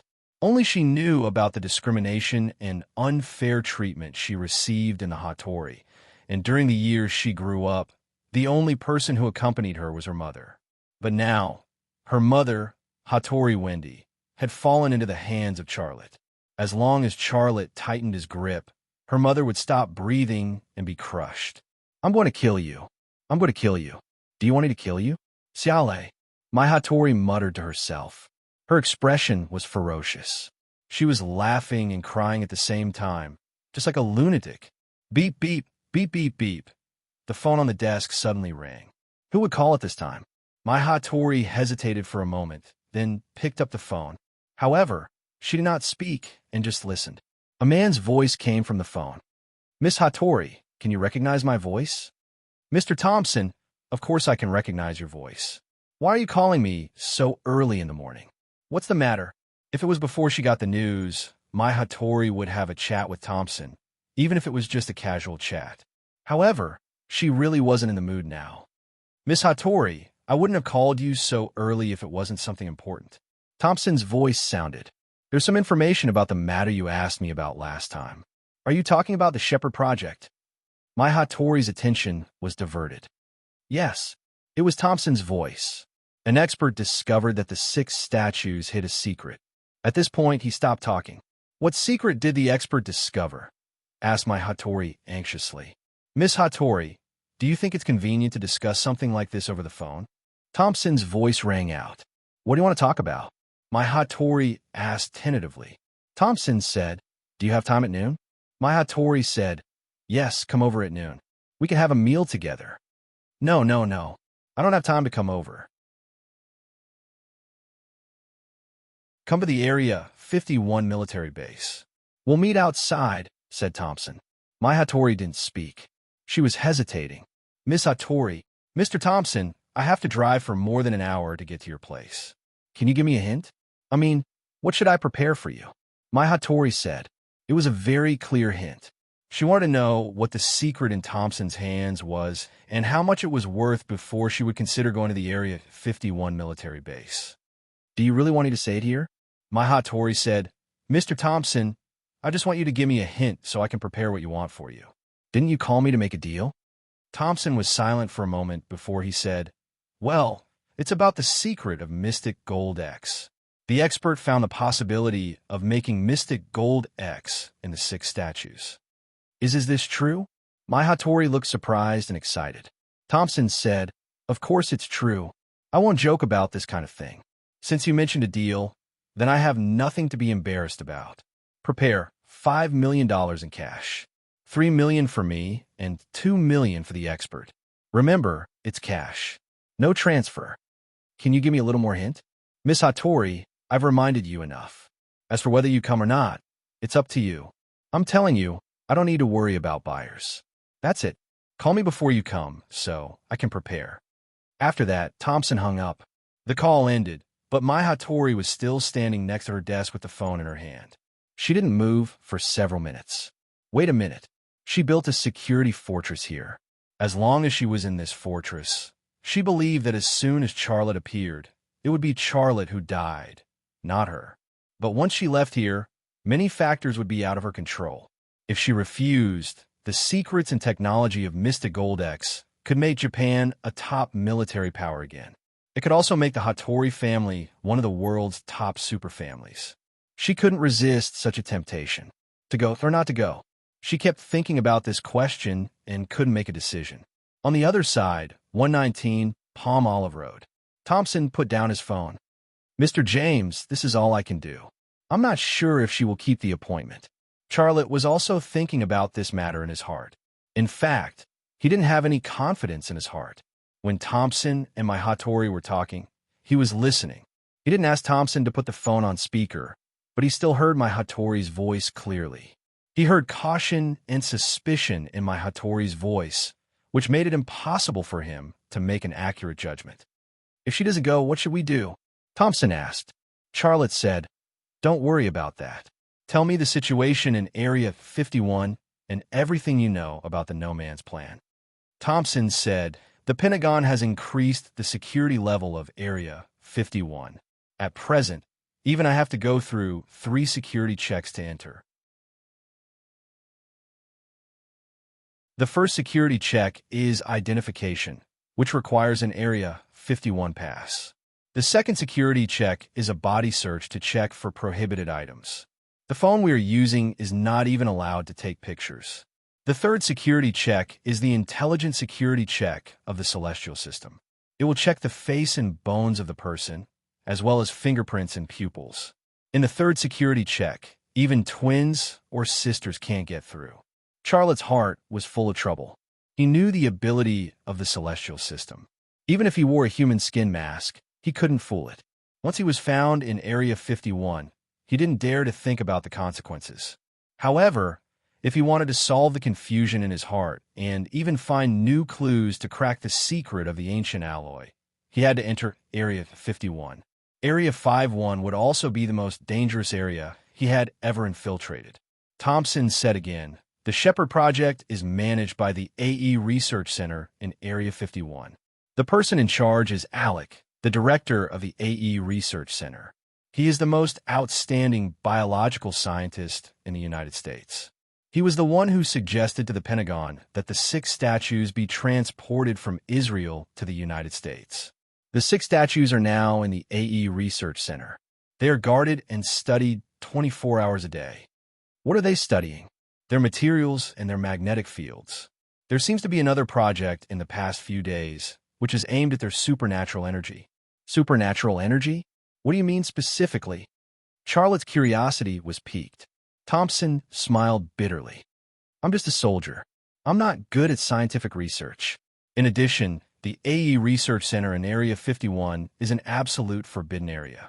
It's very troublesome to get in and out of there. I rarely go there."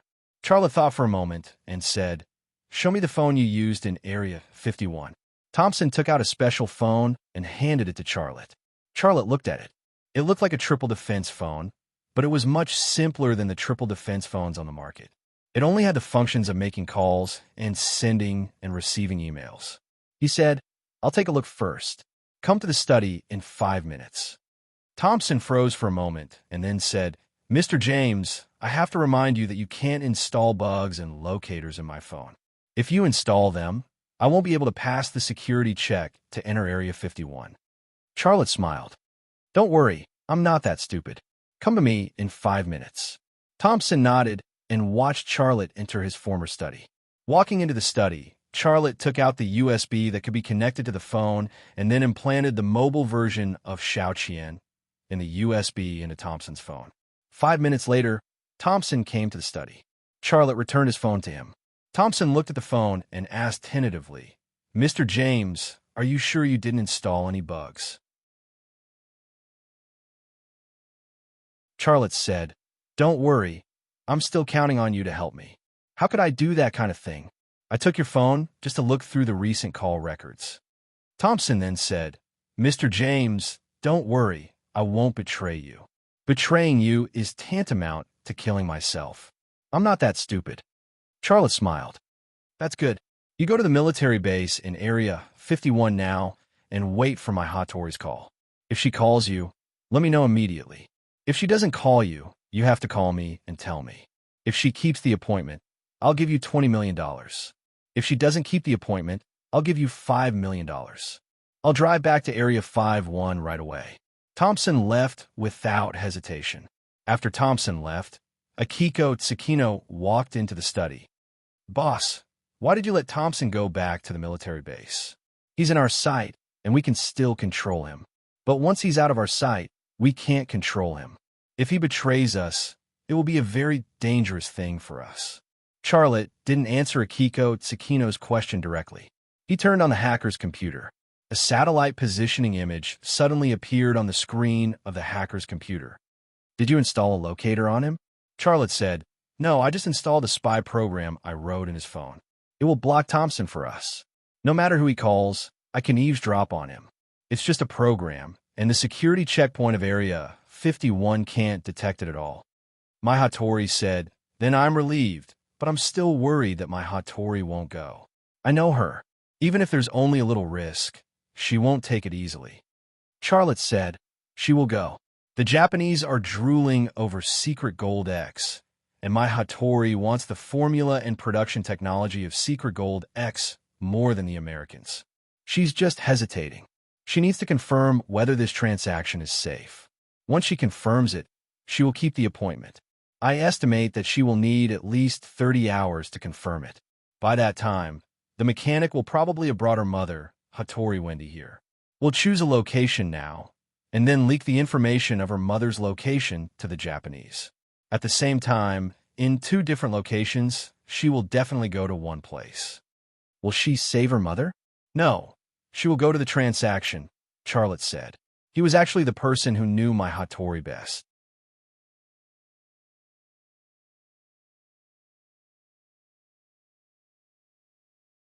Chapter 1124. My Hattori didn't call Thompson, but sent him a text message. The content of the message was, Mr. Thompson, $5 million in cash is not a small amount. I need some time to prepare. When I'm ready, I'll come to you. When Thompson received the message, Charlotte also received it. Then, Thompson called Charlotte.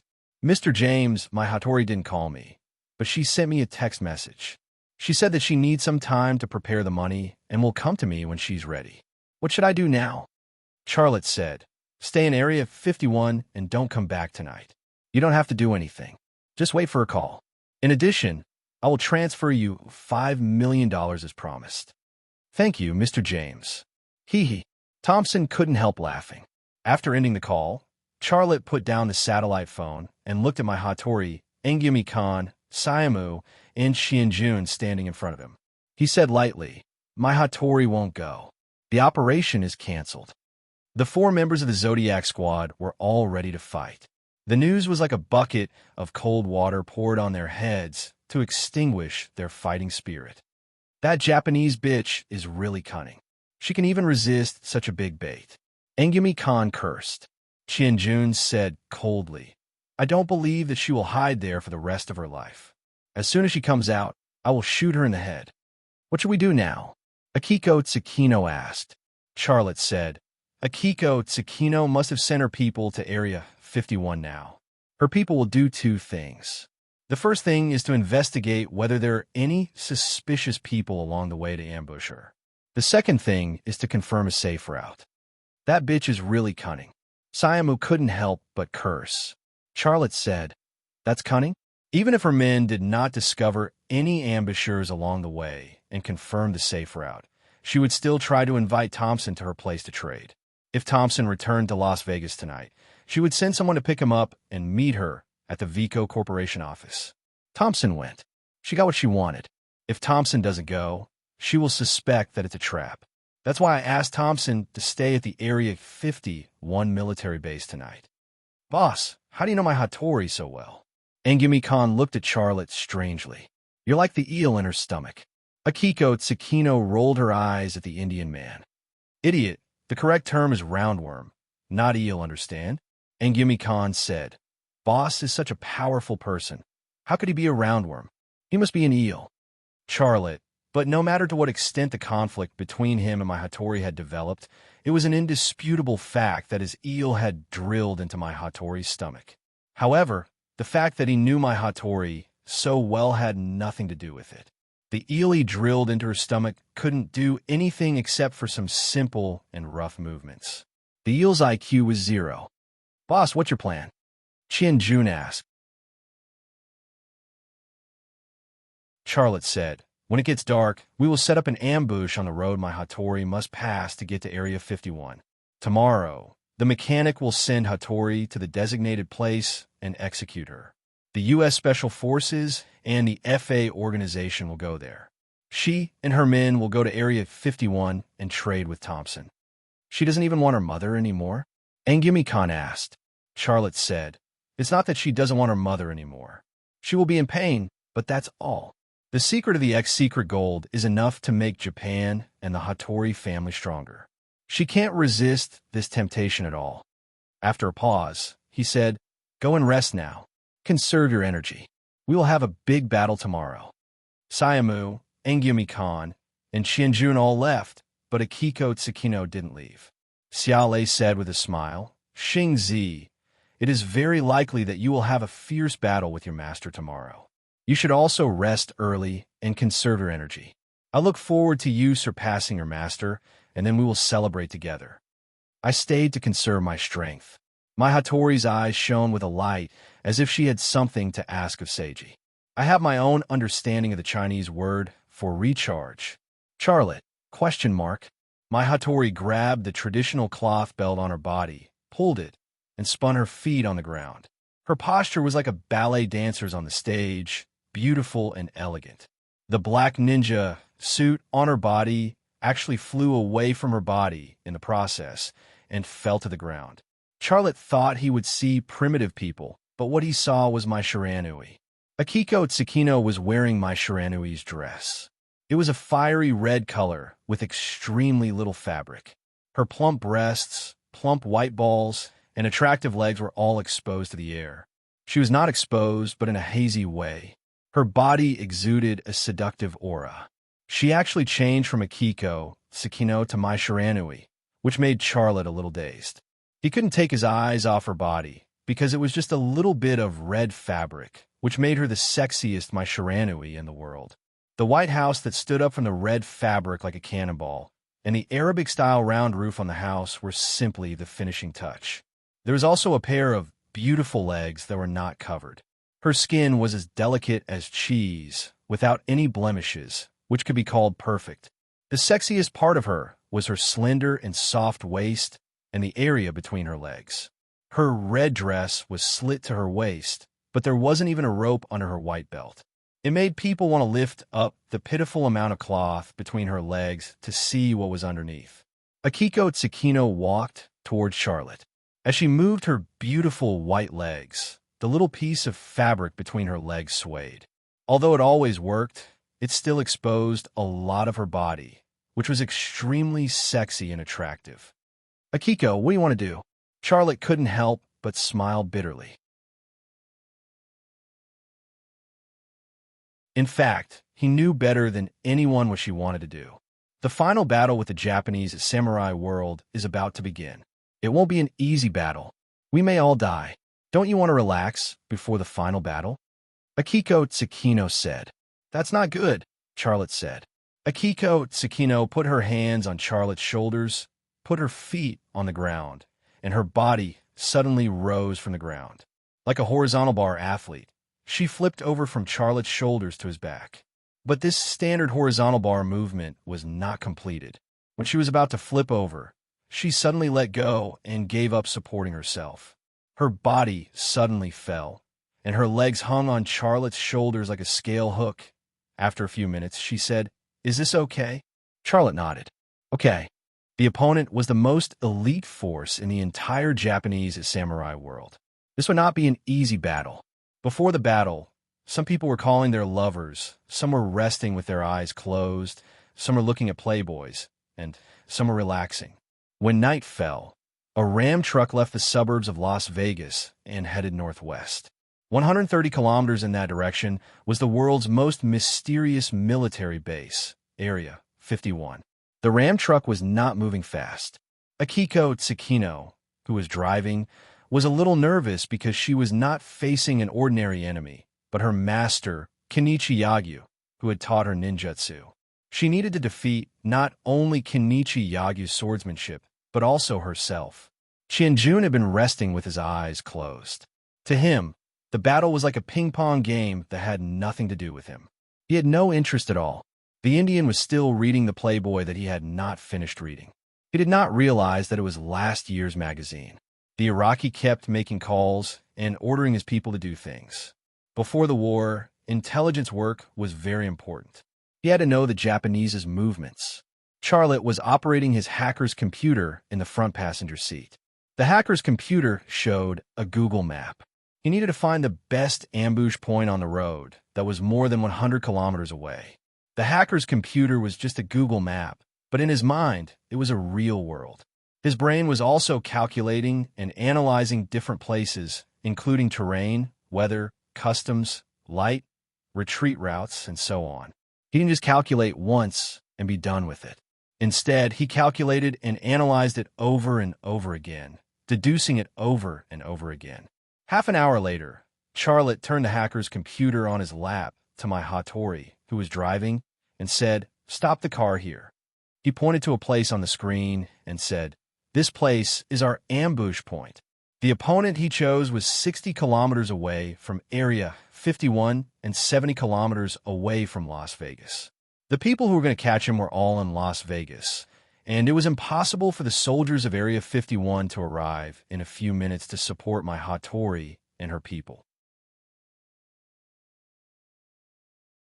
Once a battle broke out, Neither the military forces of Las Vegas nor the military forces of Area 51 could arrive at the ambush point in a short time. Once the battle was over, that place was also the easiest place to retreat. It was the only forest in the desert that could help him and his people avoid the surveillance of satellites and drones in the sky. Akiko Tsukino glanced at it and nodded. Only then did she step on the gas pedal to speed up the car. More than 10 minutes later, the car entered a mountainous area. There were almost no cars on the road. On both sides of the road were tall and straight American sequoias. The dense canopy blocked the light from the sky. There was no doubt that this place was the best place for an ambush. The car stopped at the location specified by Charlotte, and the members of the Zodiac team quickly got ready for battle. Chi and June took out an arms box from the car and pried it open. The arms box was filled with mines. Not only were there MS-3 anti-infantry mines, but there were also several powerful TM-83 anti-tank mines. These mines were all Russian-made mines. Even if the Americans found out the model of the mines, they wouldn't go after Russia because there was no reason to argue with a warring nation. Let's wait until the Japanese can carry these mines before fighting with us. Ha! Engumi Khan laughed sneakily.